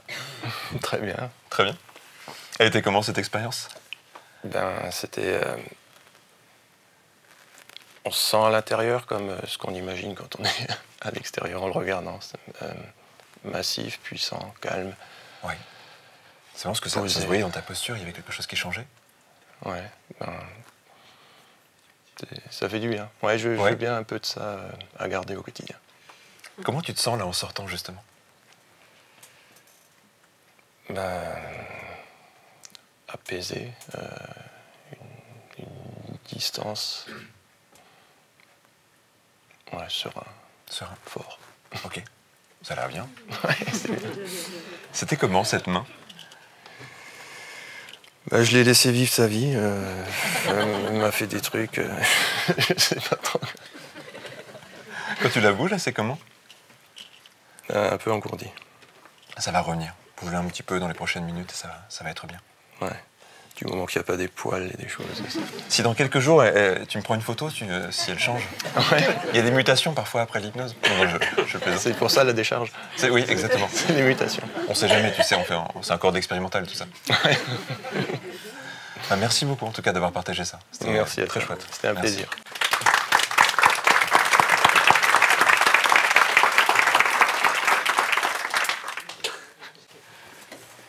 Il faudrait juste enlever le micro. Oui, non, c'est juste au... Ah. Oui, c'est au cas où les gens ne se réveillent pas en sortant du cabinet, on met toujours des petites décharges comme ça. Bon, bah voilà une séance d'hypnose un peu particulière, mais en même temps, on va décoder un petit peu certaines choses qui se passent là. Il y a 2-3 concepts sur lesquels j'avais envie de revenir pour peut-être pour rendre plus clair certains passages. Déjà, alors peut-être qu'il y a des gens qui connaissent pas trop tout ce qui est technique hypnotique et tout ça, donc je voulais venir un petit peu là-dessus.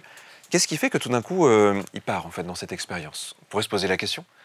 Quand on connaît que l'hypnose de spectacle, on a l'impression que l'hypnotiseur de spectacle dit dormez et qu'il se passe quelque chose.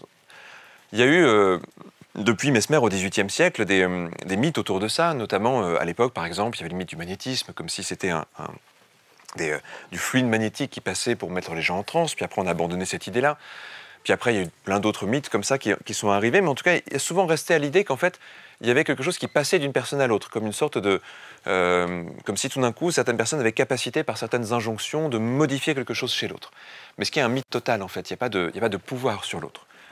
La seule chose, c'est qu'on a tous un pouvoir sur nous-mêmes avec notre imagination. Et en fait, ce que fait un hypnotiseur, c'est qu'il apprend à l'activer. Il apprend à le réactiver, à aider les gens, plutôt même à l'activer.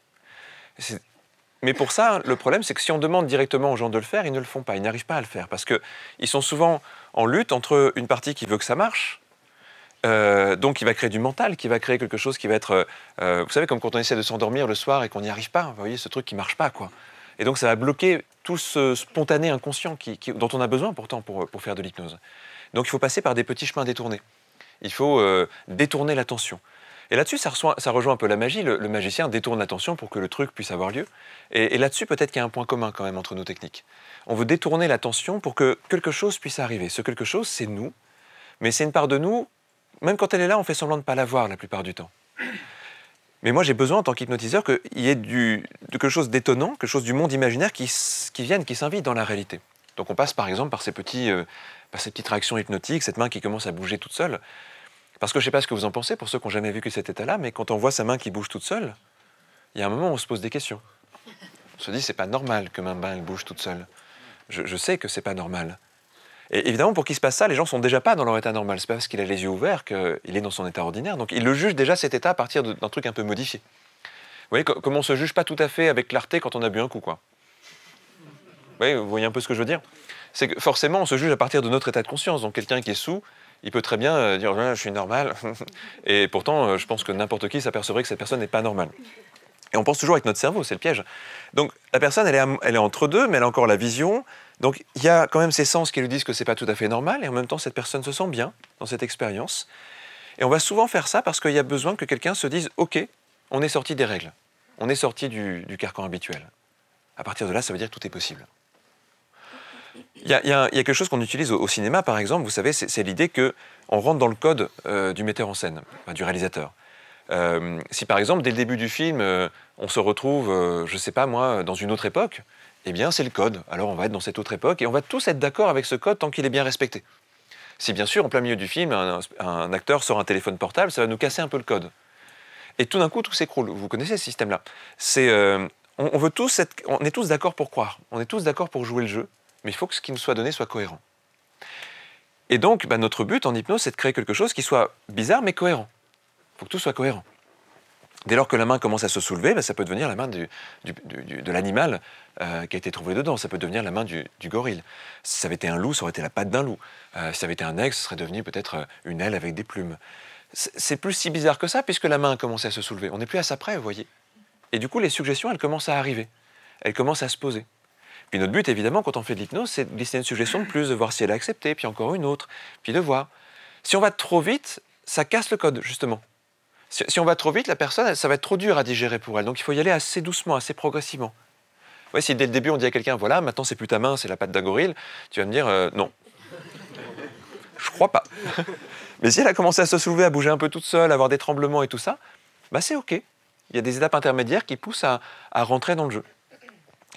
Et puis après, il y a la dernière notion, alors là qui est plus intéressante dans l'accompagnement, c'est une notion qui est assez moderne, oui. Mais qui est vraiment une notion assez complexe, je trouve, c'est la notion d'imaginal. L'idée de l'imaginal, c'est qu'il y a un endroit en nous, un endroit imaginaire, l'imaginal serait le lieu de l'imaginaire, et ce que certains philosophes et chercheurs ont à l'idée avec cet imaginal, c'est qu'en fait, il serait potentiellement agent. Alors ça veut dire quoi qu'il serait agent? Ça veut dire qu'il peut avoir sa propre autonomie. C'est ce truc qui fait que parfois, si on rencontre un personnage dans un rêve, il peut nous raconter un truc qu'on ne connaît pas. Ça vous est déjà arrivé, ça? Ouais. Moi, je me rappelle, ça m'avait choqué, ça, que c'est quand j'étais adolescent, mais ça m'a beaucoup resté. Je rêvais de quelqu'un qui me racontait une blague. C'était vraiment drôle. C'était vraiment très drôle. Et je me suis réveillé en riant. Puis je me suis dit, mais comment ça se fait qu'un personnage dans un rêve était capable de me raconter quelque chose que je ne connaissais pas et qui était drôle? Je ne connaissais pas cette blague. Et ça m'avait marqué. Je sais pas, c'est le truc marquant. On se dit, mais c'est moi et c'est pas moi. Ça pose plein de questions sur qui on est. Et bien, en fait, peut-être qu'on va dans ce terrain où il y a quelque chose qui peut être assez autonome pour être agent. Et là, c'est un peu le présupposé qu'on a mis en place avec cette forme animale. Et si elle était autonome, et si elle avait quelque chose à raconter? Et là, il se passe un truc génial. On a commencé à effleurer un peu ça entre nous, mais on peut aller beaucoup plus loin. Parce que cette partie-là, on peut mettre une feuille du papier et avec de l'écriture automatique la faire parler, par exemple. Bon, il y a 200-300 ans, on aurait dit qu'on parlait avec des morts, des esprits ou des choses comme ça, mais là, on parle juste avec une part de nous-mêmes. C'est génial. Et quand on travaille avec les gens, parfois, cette part-là, elle dit des choses. Quand les gens les lisent, ils peuvent être étonnés, choqués, surpris. Par exemple, je ne sais pas, j'ai un exemple un peu caricatural, mais imaginons une personne a vraiment une angoisse, par exemple, elle ne sait pas d'où elle vient, on la met en transe, on personnalise l'angoisse, ça devient un animal, par exemple, cet animal, je ne sais pas, peut-être que ça va être un hérisson, cette angoisse, je ne sais pas. Et bien le hérisson, on va lui donner la parole. Et peut-être que le hérisson va dire, voilà, moi je suis arrivé quand tu avais 5 ans, parce qu'il t'est arrivé ça. Puis tu n'es jamais venu me voir. Et là, la personne, elle entend ça, comme si quelque chose d'autre en elle le disait ça. Et puis derrière, nous, on peut lui dire, il s'est passé quoi quand vous aviez 5 ans? En fait, on est à peu près sûr d'être au bon endroit, du coup, puisque ça vient de la personne. Vous voyez ce que je veux dire? On va mettre en scène les choses. Donc c'est vraiment cette idée d'un dialogue entre différentes parties de nous-mêmes. Elle est fascinante, cette idée, non? Elle peut amener à plein de choses. Bon, on va continuer à explorer un petit peu ça. Il y a d'autres personnes, tout à l'heure, qui avaient pas baissé la main. Je ne vais pas dire lever la main, mais pas baisser la main. Ouais, toi? Ça te tente? Allez, super. Va mettre un micro, signe la décharge et rentre en hypnose. Je ne sais pas si ça passe comme suggestion, ça. Allez, bah, pendant qu'on se prépare à cette expérience, 2-3 petits trucs sur ce qu'on appelle les suggestions en hypnose. Il y a plein de choses à dire là-dessus. Je me dis qu'un de ces jours, on fera un cabinet public juste sur la notion de suggestion, parce qu'elle est large, elle est complexe. En fait, la notion de suggestion, il y a un élément surtout dont je voulais vous parler là, c'est la différence entre ce qu'on appelle une suggestion directe et puis une suggestion indirecte. Puis on va mettre un petit peu ça en scène peut-être tout à l'heure ensemble. Une suggestion directe, c'est une demande, pour faire simple. Voilà, par exemple, si je dis « prends une grande respiration ». Ou si je dis, par exemple, « assis-toi là ». Ou « ferme les yeux ». Ou « mets les mains comme ça ». Vous voyez, ce sont des demandes. Suggestion directe dans le sens où je comprends bien l'intention de ce qui m'est demandé et je peux le faire ou ne pas le faire. Sur ce que je viens de dire, imaginons que vous arrivez dans le cabinet de quelqu'un qui fait de l'hypnose ou même autre chose, et il vous dit « voilà, installez-vous là », vous allez faire en général, non? Bah, vaut mieux, parce que sinon, la relation commence un peu mal. Entrer, non. Ah. Une fois, il y a une personne qui m'a fait le coup. Elle était claustrophobe, du coup, il y avait une raison. Mais a priori, une personne va dire oui, puis si on dit voilà, je sais pas comment vous appelez, elle va nous répondre. Ou ouais, ce sont des demandes, tout ça. Là où ça bloque, c'est quand on demande de faire des choses qui sont un peu moins habituelles. Par exemple, quand on dit à quelqu'un concentre-toi, sois créative, lâche prise, sois spontané. Bah, là, ça marche un peu moins bien, non? Vous sentez pourquoi ça marche moins bien? On le sent tous, hein, mais c'est quoi qui se passe si je vous propose des choses comme ça? Qu'est-ce qui va réagir? Qu'est-ce qui fait que ça marche pas, en fait? Se remémorer de quand on a été comme ça, peut-être? C'est trop directif. Alors, ouais, c'est trop directif. Déjà, on peut refuser la directivité. Par exemple, quelqu'un nous donne un ordre, on peut avoir envie de dire non, déjà, ça pourrait. Là, à la limite, quelqu'un qui fait ça, tu disais, on peut repenser à quelque chose qu'on a déjà fait. Ça, c'est déjà pas mal, quelqu'un qui fait ça, mais c'est rare, quelqu'un qui fait ça. Enfant, quand on vous disait « concentre-toi à l'école », ça vous faisait quoi, vous? Bah oui, en fait, tout simplement, ces trucs-là, on ne sait pas les faire. Concentre-toi. Alors souvent, je sais pas vous, moi je jouais la concentration quand on me disait ça. Ok. Alors j'ai compris qu'il fallait pas bouger, avoir un regard fixe et l'air sérieux, l'air inspiré. J'avais appris un truc à l'école, c'est que je regardais mes profs comme ça, je faisais. Et souvent, du coup, ils m'aimaient bien. Moi, je pensais à autre chose pendant ce temps-là. Je pratiquais beaucoup l'auto-hypnose, ça faisait passer le temps, quoi. Mais souvent, ça correspondait à une attente. Et donc, je pense que ma vision de la concentration était l'attente des profs que j'avais. Mais personne m'a dit un jour, ben voilà, pour te concentrer, tu sais, il y a plusieurs choses qu'on peut faire, qui peuvent faciliter. Mais personne nous a dit ça. Sois créatif. Même des gens qui manient la créativité à longueur de temps, ils ont du mal parfois à trouver la créativité. Donc, dire ça à quelqu'un... Le soi spontané, c'est le pire quand même. Il faut des années de métier. Les comédiens, c'est des années de métier d'être spontané. Ça tourne. Voilà, joue ça. Ça, c'est super compliqué, ce truc-là, en fait. C'est du boulot. C'est un énorme boulot. Et donc, un être humain normal, quand on le dit « détends-toi et rentre sous hypnose », souvent, il nous regarde un peu bizarrement en disant « qu'est-ce que je dois faire ?» Mais je vais encore un petit peu plus loin. Si vous allez au cinéma, par exemple, et puis que tout d'un coup, il y a quelqu'un avant le film qui dit « voilà, concentrez-vous, le film va être bien ». Ça vous gâche pas le film, vous?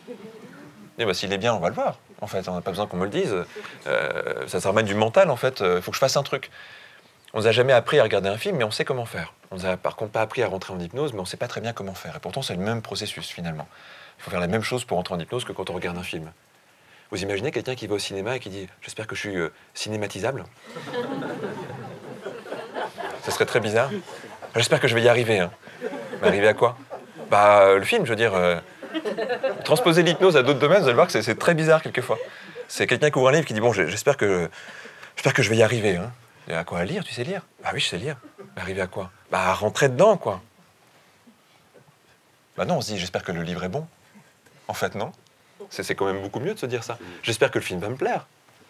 J'espère que c'est bien joué. J'espère que l'histoire est bien construite. On se dit pas est-ce que je vais être réceptif. On dit est-ce que ça va m'absorber. Mais on se voit bien que j'ai rien à faire, en fait. Si le truc est bon, ça va fonctionner. C'est ça, la suggestion indirecte, en fait. C'est qu'un film, si on disait aux gens, voilà ce qu'il faut faire pour bien regarder ce film, ça leur gâcherait tout. Par contre, et en hypnose, du coup, il faut surtout pas faire ça non plus. Voilà ce qu'il faut faire pour rentrer sous hypnose. C'est sûr que ça marche pas. Par contre, si on... Alors, imaginons, on va faire un petit peu le test. Tu t'appelles comment? Crassi. Crassi, ok. Bienvenue, Crassi. Tu sais, souvent, quand on fait de l'hypnose, on change d'état de conscience. Est-ce que tu peux te relâcher complètement? Non. Non, d'accord, ok. Bon, oui, ça marche pas très bien, les suggestions directes. Par contre, si je te dis, comment tu te sens, toi, quand tu es dans un grand relâchement? Bien. Tu te sens bien? Pour toi, un relâchement, c'est plutôt au niveau des épaules, au niveau des mains, c'est plutôt où un relâchement? C'est plutôt au niveau de la poitrine, oui. Ah oui, c'est déjà un peu mieux si je lui pose des questions. Parce qu'en fait, elle sait se détendre. Mais si je lui demande, ça bloque.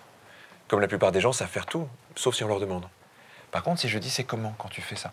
Qu'est-ce que tu ressens quand tu te détends? C'est un petit moyen un peu détourné pour y arriver. On peut utiliser plein de principes en hypnose. Il y en a un qui est amusant comme ça, c'est ce qu'on appelle la négation. Il est amusant parce que c'est marrant à expliquer comme ça.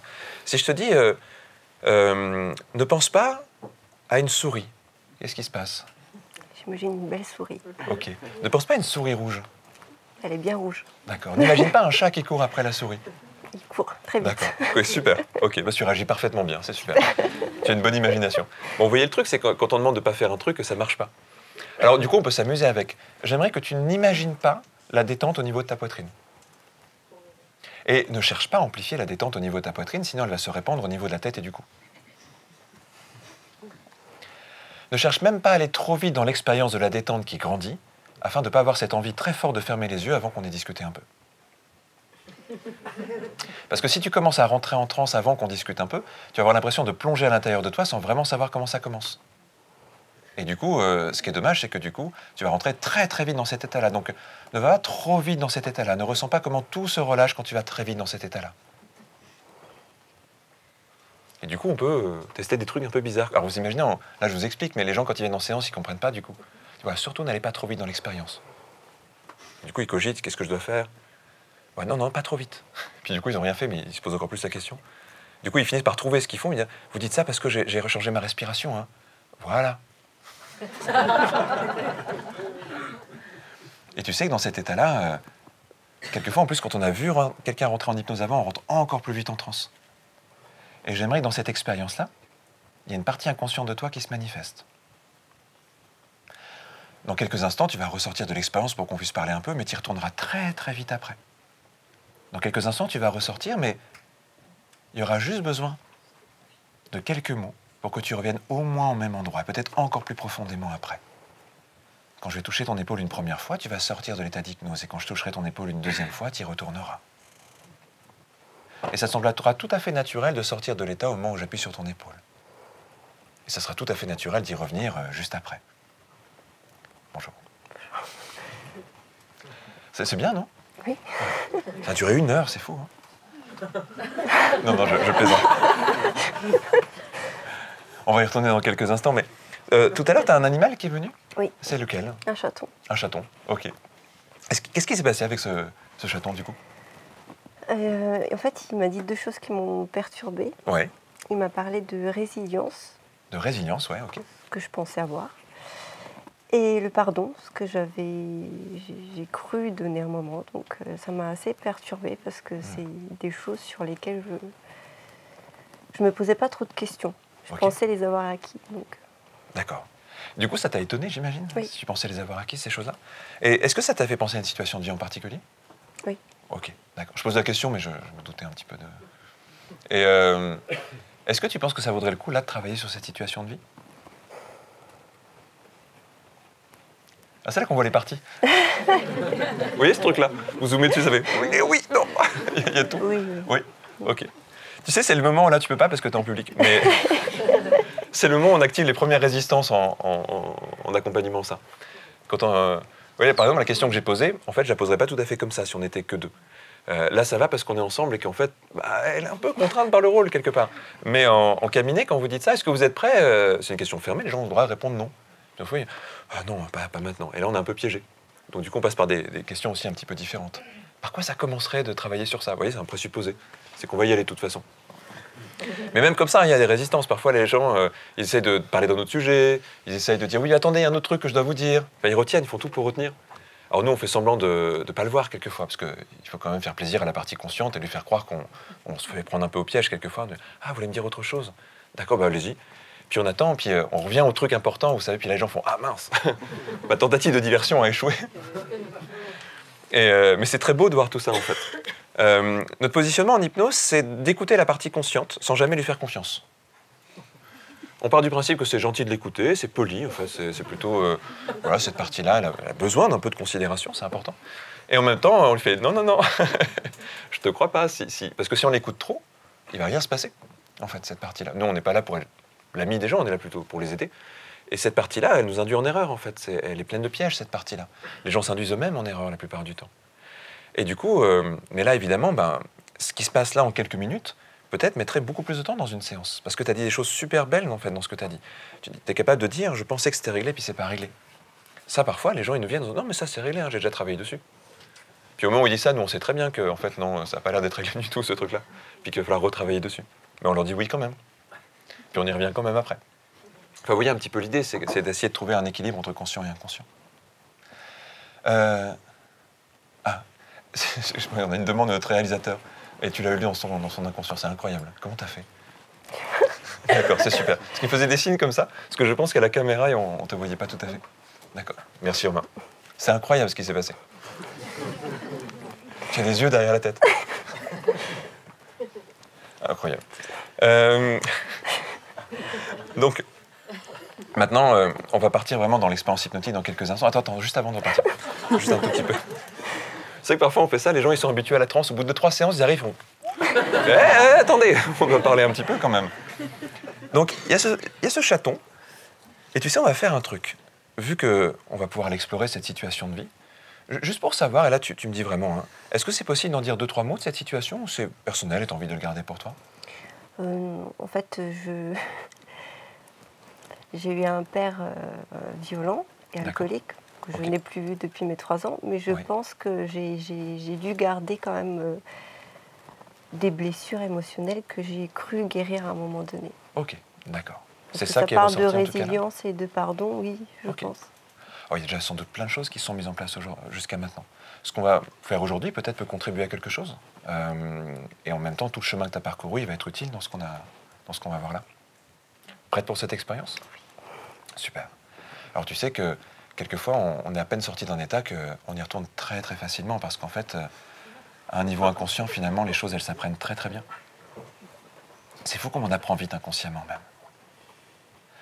Puis tout à l'heure, tu sais, quand tu as commencé à rentrer dans cette expérience, sans forcément savoir très bien où ça t'amenait, tu as fait une rencontre dans cette expérience. Et ça avait l'air plein d'émotions, cette rencontre. Alors cet état hypnotique, il va encore plus s'approfondir. Ce que j'aimerais, c'est que tu ressentes que tu rentres dans un état où tu te sens en parfaite sécurité.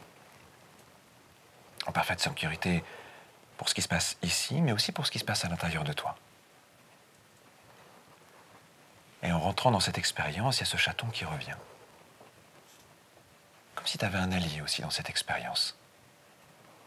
Il y aura toujours ma voix qui t'accompagne, il y aura toujours cette présence et ce sentiment de sécurité. Tout ce que tu vas traverser va avoir pour simple but de t'aider. Et ton guide pour cette expérience va être ce chaton avec ce qu'il a apporté. Comme si tout d'un coup, il était la partie de toi qui a peut-être besoin de quelque chose aujourd'hui. Alors il va commencer à avancer et tu vas le suivre, comme s'il partait dans une quête, dans un voyage. Et toi, tu vas pouvoir le suivre. Peut-être qu'il passe par des chemins, par des paysages imaginaires.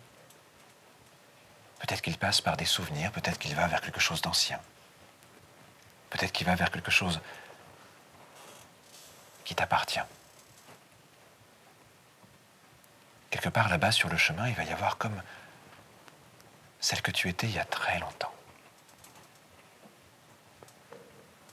Une autre toi. Peut-être très très jeune. C'est comme si ce chat, il t'amenait.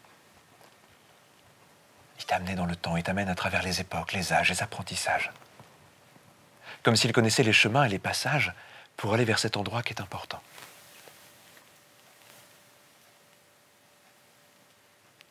Ce chat, il est porteur de résilience et de pardon. Et comme si tu pouvais à nouveau l'écouter, dans cet endroit-là, il peut te partager ce qu'il attend de toi aujourd'hui. Ce pourquoi il est apparu et ce vers quoi il t'a amené quand tu l'as suivi. Alors tu peux lui poser la question, qu'est-ce que tu attends de moi?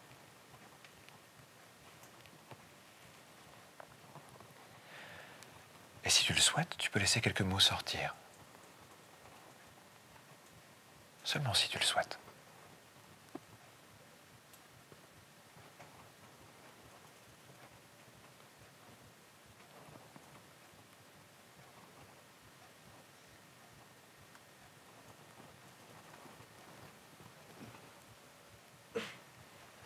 Puis parfois, ce sont des émotions qui circulent. Comme si quand on était au bon endroit, il y avait des choses qui pouvaient à nouveau se mettre en mouvement. Des émotions peut-être qui sont là depuis très longtemps.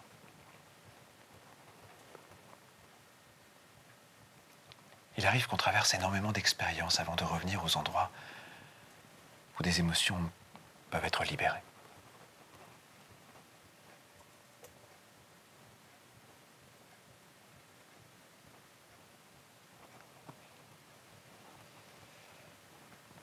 Alors ce chat, comme s'il était un guide,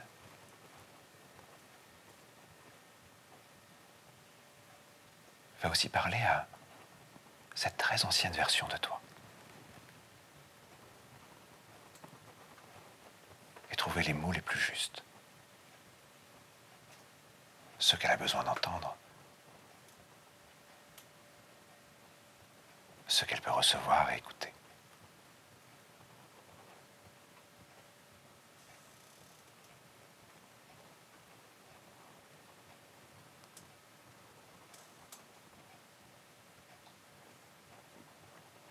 Et peut-être que là aussi, certaines choses peuvent traverser. Et s'il y a des mots que tu veux partager.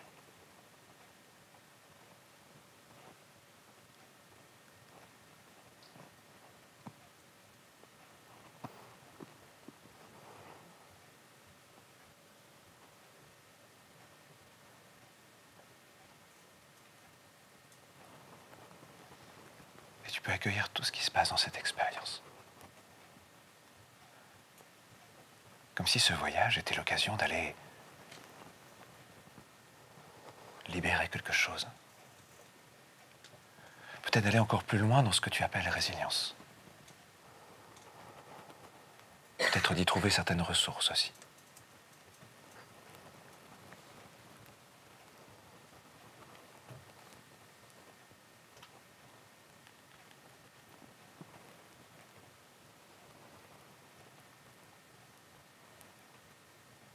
Il y a toujours cet allié, ce chat.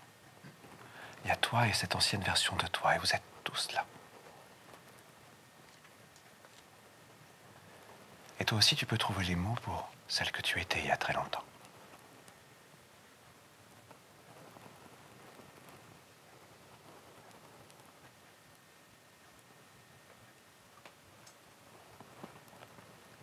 Comme si tu venais l'aider là où elle est. Et t'aider toi aussi à travers le temps.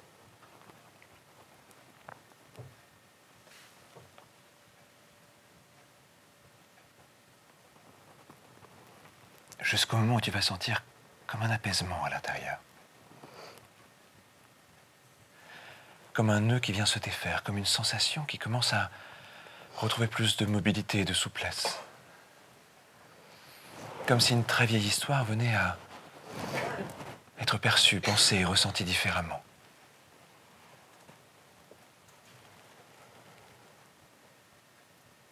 Quelque chose qui vient changer, se transformer.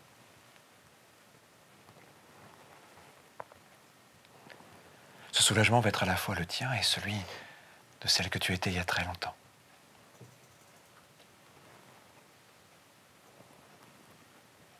Et ce chaton, qui est toujours là.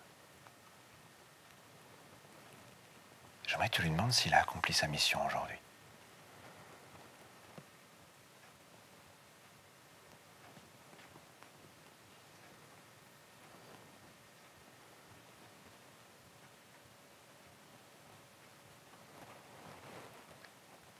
Et si c'est le cas, tu sentiras que ta tête commence à pencher un peu sur un côté toute seule.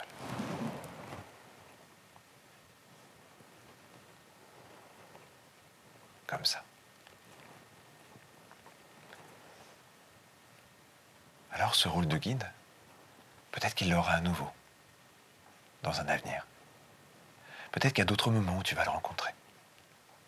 Comme un personnage, une présence aidante.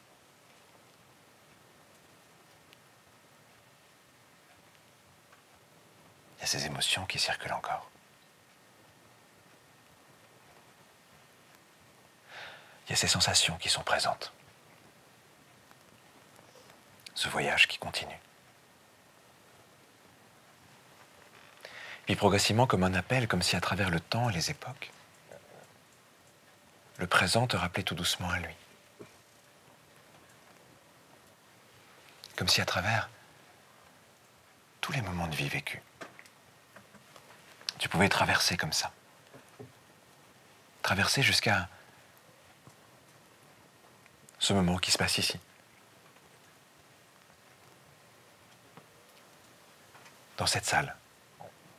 Le moment où tu es là, assise, les yeux fermés et bientôt les yeux ouverts. Dans quelques instants, tu vas pouvoir remonter vers un état ordinaire. Comme un rêve qui se dissipe tout doucement, tu peux dire au revoir à ce chaton avec tout ce qu'il est. Tout en sachant peut-être qu'il y aura d'autres moyens de le rencontrer. Dans quelques instants, il y aura un contact sur l'épaule et tu sais exactement ce que ce contact signifie. C'est les dernières bribes de ce rêve, les dernières images, les dernières sensations. Quelque chose qui s'efface tout doucement et qui en même temps va rester à un niveau inconscient. Et puis, la sensation à nouveau. D'être là.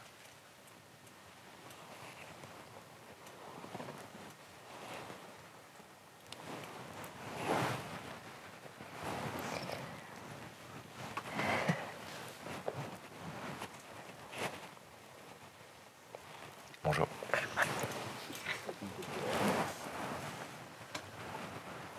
Ça va. Rien n'a coulé, en effet. Il y a des émotions parfois dans ces expériences. Merci beaucoup. Je devrais prévoir des boîtes de mouchoirs pour les... Mais ça ferait une suggestion en même temps. Vous imaginez, vous arrivez chez un accompagnant comme ça, puis... Attendez, je sors la boîte de mouchoirs.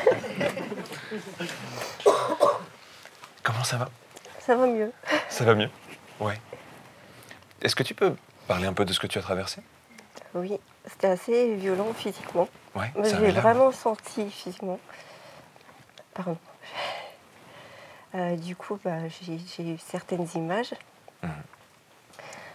qui m'ont au final permis de me rendre compte que c'était à moi que je devais me pardonner. C'est beau ça. De avoir pu peut-être aider ma mère. Ou voilà. D'accord. C'était plutôt ça. T'as pu te donner ce pardon-là? Oui. Ok. Ça a fait quoi? Ça fait du bien, ça soulage. Ouais. Quand on fait ça, je sais pas si c'est ce que tu dis, mais parfois on a l'impression qu'il y a comme une très vieille histoire qui se termine. C'est ça. Ouais, ça fait un peu ça. Tu sais, ça peut amener pas mal de choses dans les prochains temps. Des belles choses. Ça va être intéressant, là, ce soir, demain, dans les prochains jours, de prendre parfois des petits temps pour toi, pour te dire, tiens, qui je suis une fois que j'ai fait ça. Notre identité, c'est souvent l'histoire qu'on se raconte. Puis parfois, quand on vient comme ça agir avec des morceaux de nous, t'as pardonné à celle que tu étais à ce moment-là, puis quelque part à celle que tu es aujourd'hui. Parfois, tout doucement, on se dit, tiens, j'ai plus besoin de ça, ou ça, maintenant, je peux le prioriser. Ou tiens, je peux donner de l'attention à ça, j'osais pas. Ou... Il y a plein de petites choses comme ça qui bougent. Et c'est très beau d'être attentif à ça, parce que déjà, c'est des étapes de vie qui sont très belles à vivre, très, très plaisantes à vivre. Et surtout, ça permet de mesurer ces changements et comment ils s'installent. Donc prends le temps pour ça, en tout cas dans les prochains jours par moment. Et puis si quelquefois tu te dis, tiens, je fais plus ça, ou tiens, ça je fais un peu différemment, prends quelques instants pour le noter aussi, comme pour venir valider un niveau conscient, ce qui se passe déjà à un niveau inconscient. Mais en tout cas, ça peut soulager beaucoup de choses de faire un travail comme ça. Merci. Merci à toi surtout d'être venu, puis d'avoir partagé ça. Merci. Merci beaucoup.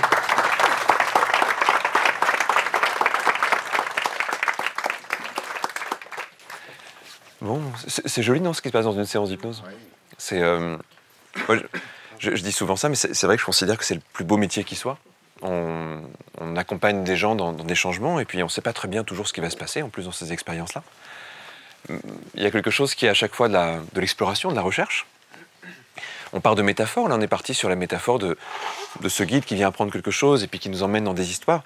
Ça ressemble beaucoup à des séances qui sont pratiquées dans certaines traditions, ce qu'on a fait là. On l'a juste habillé un petit peu de manière plus occidentale, mais c'est étonnant comme même dans des traditions très anciennes, il y avait déjà cette mise en scène avec les différentes parties de nous-mêmes finalement. Intuitivement, c'est comme si l'être humain avait très vite compris qu'il avait besoin de ces dialogues intérieurs, de ces mises en perspective, de ces rencontres avec soi-même. Et vous savez, je pense que souvent, quand on regarde ces traditions-là, nous, de notre point de vue, avec notre culture, etc., quelquefois on peut se dire « Ah, c'est un peu naïf, etc. » Vous savez, même quand les gens regardent les mythes gréco-romains, parfois ils se disent « Quand même, les gens ils pensaient vraiment qu'il y avait des divinités pour tout et tout ça. » Et puis en fait, on pourrait aussi avoir un autre regard qui est de dire « Mais en fait, c'est juste le vocabulaire qui a un peu changé, mais c'est la même chose. C'est juste que les images et les métaphores sont un peu différentes. » Quand les gens regardaient une statue en Grèce antique, peut-être qu'ils ne se disaient pas vraiment c'est une divinité, peut-être qu'ils disaient c'est un principe. Et ce principe-là, peut-être que je peux m'y connecter pour apprendre quelque chose. Un peu comme nous, on pourrait être inspiré par des super-héros, des choses comme ça. Vous voyez, c'est ni plus ni moins que ça. Je pense qu'en tout cas, c'était déjà très, très élaboré, en fait, ces choses-là. Et en fait, c'est nous qui avons juste perdu ça. Et qui avons besoin d'une autre histoire pour se le raconter. Il a fallu des centaines d'années d'exploration pour arriver quasiment aux mêmes choses que ce qui existait avant. Finalement, on a fait tout un tour du cercle, quelque part. Et on revient à ça. Alors peut-être que la différence, c'est qu'on revient à ça avec, je l'espère, mais c'est pas si simple que ça, la possibilité, notamment avec l'hypnose ou avec d'autres pratiques de ce type-là, de pas retomber dans le même piège qu'avant. Ce piège où tout d'un coup, on avait pensé que les symboles étaient la réalité. Ce piège où on a fini par croire en nos propres métaphores, quelque part. Parce que ce piège-là, par contre, peut être un peu enfermant. Mais si on arrive à passer peut-être ce cap-là, et à se dire, tout ça est une mise en scène, et la mise en scène est importante. Et, vous savez, je prends l'image du placebo. Ça serait chouette qu'un jour, les gens puissent volontairement utiliser le placebo. Qu'on ne soit pas obligé de les tromper pour utiliser le placebo.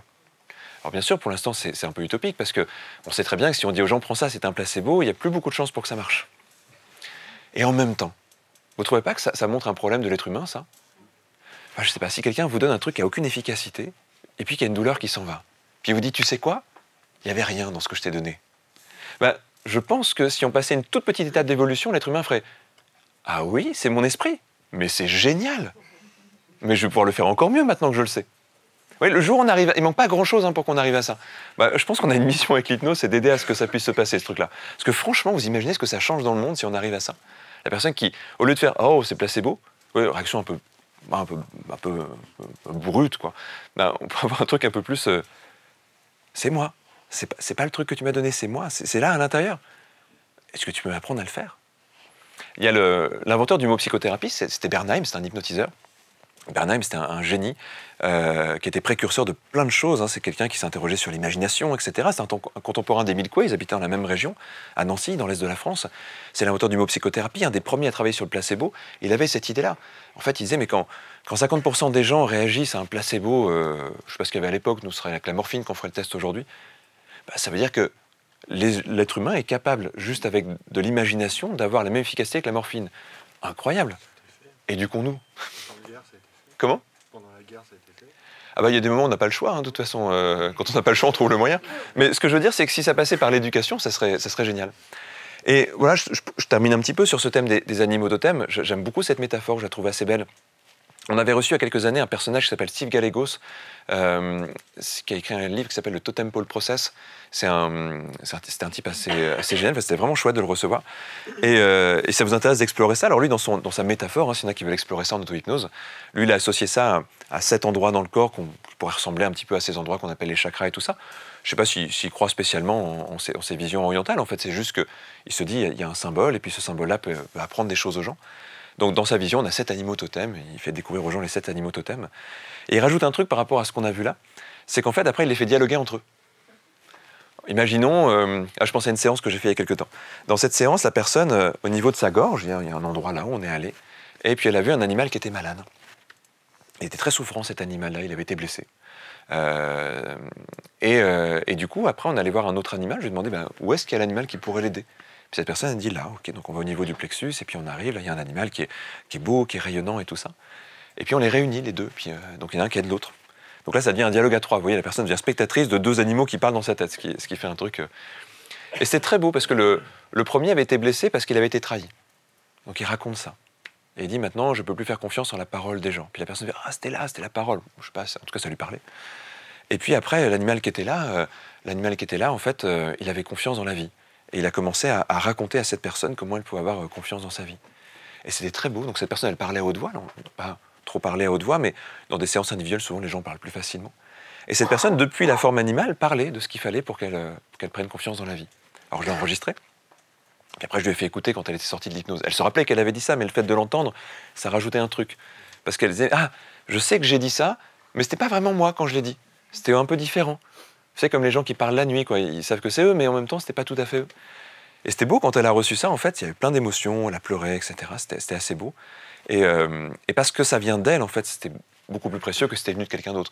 Je pense que, par exemple, vous savez, quelqu'un lui aurait dit, bah voilà, en fait, il faut que tu fasses confiance en la vie, il faut faire comme ça, comme ça, comme ça n'aurait eu aucune incidence. Mais le fait que ça vienne du plus profond d'elle-même, de cette forme qu'elle a créée, qu'elle a générée, à laquelle elle a donné de la vie et de l'autonomie, eh bien, tout d'un coup, il se passait quelque chose. En fait, je pense vraiment qu'on a un imaginaire qu'on sous-exploite et que si on commençait à jouer avec tout ça, on pourrait s'imaginer plein de manières de rencontrer les différentes choses qui existent à l'intérieur de nous, d'en faire des métaphores vivantes. Et en plus, quand on fait ça, on renforce le lien avec ces parts de nous qui nous échappent la plupart du temps. Et je crois que l'hypnose, en tout cas, est une tentative pas tout à fait aboutie encore. On travaille, en tout cas, on améliore les choses, mais la tentative de l'hypnose, je pense qu'elle va vers ça. Et c'est un petit peu ce dont je voulais vous parler ce soir.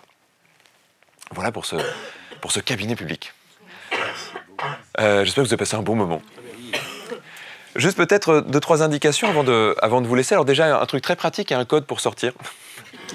C'est 2018B, parce qu'il ferme la porte ce soir pour que personne ne s'échappe, hein, au cas où.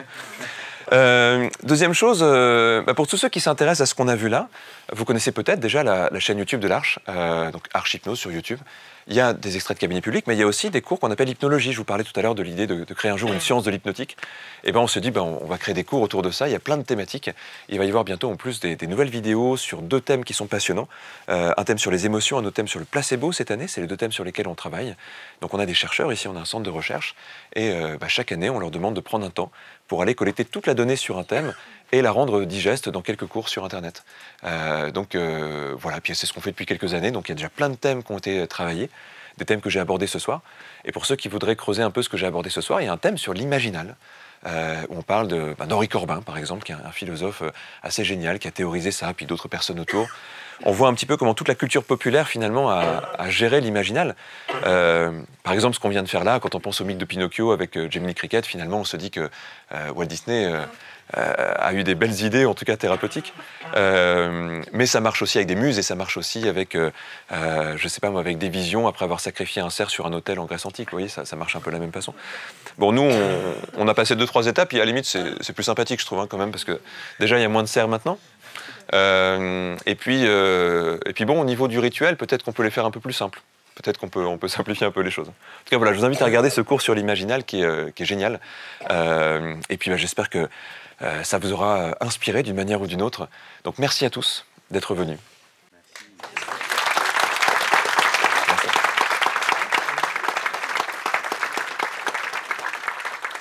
Et un merci spécial aux 2 personnes qui sont venues ce soir, parce que c'est très courageux de venir à chaque fois, on peut les applaudir.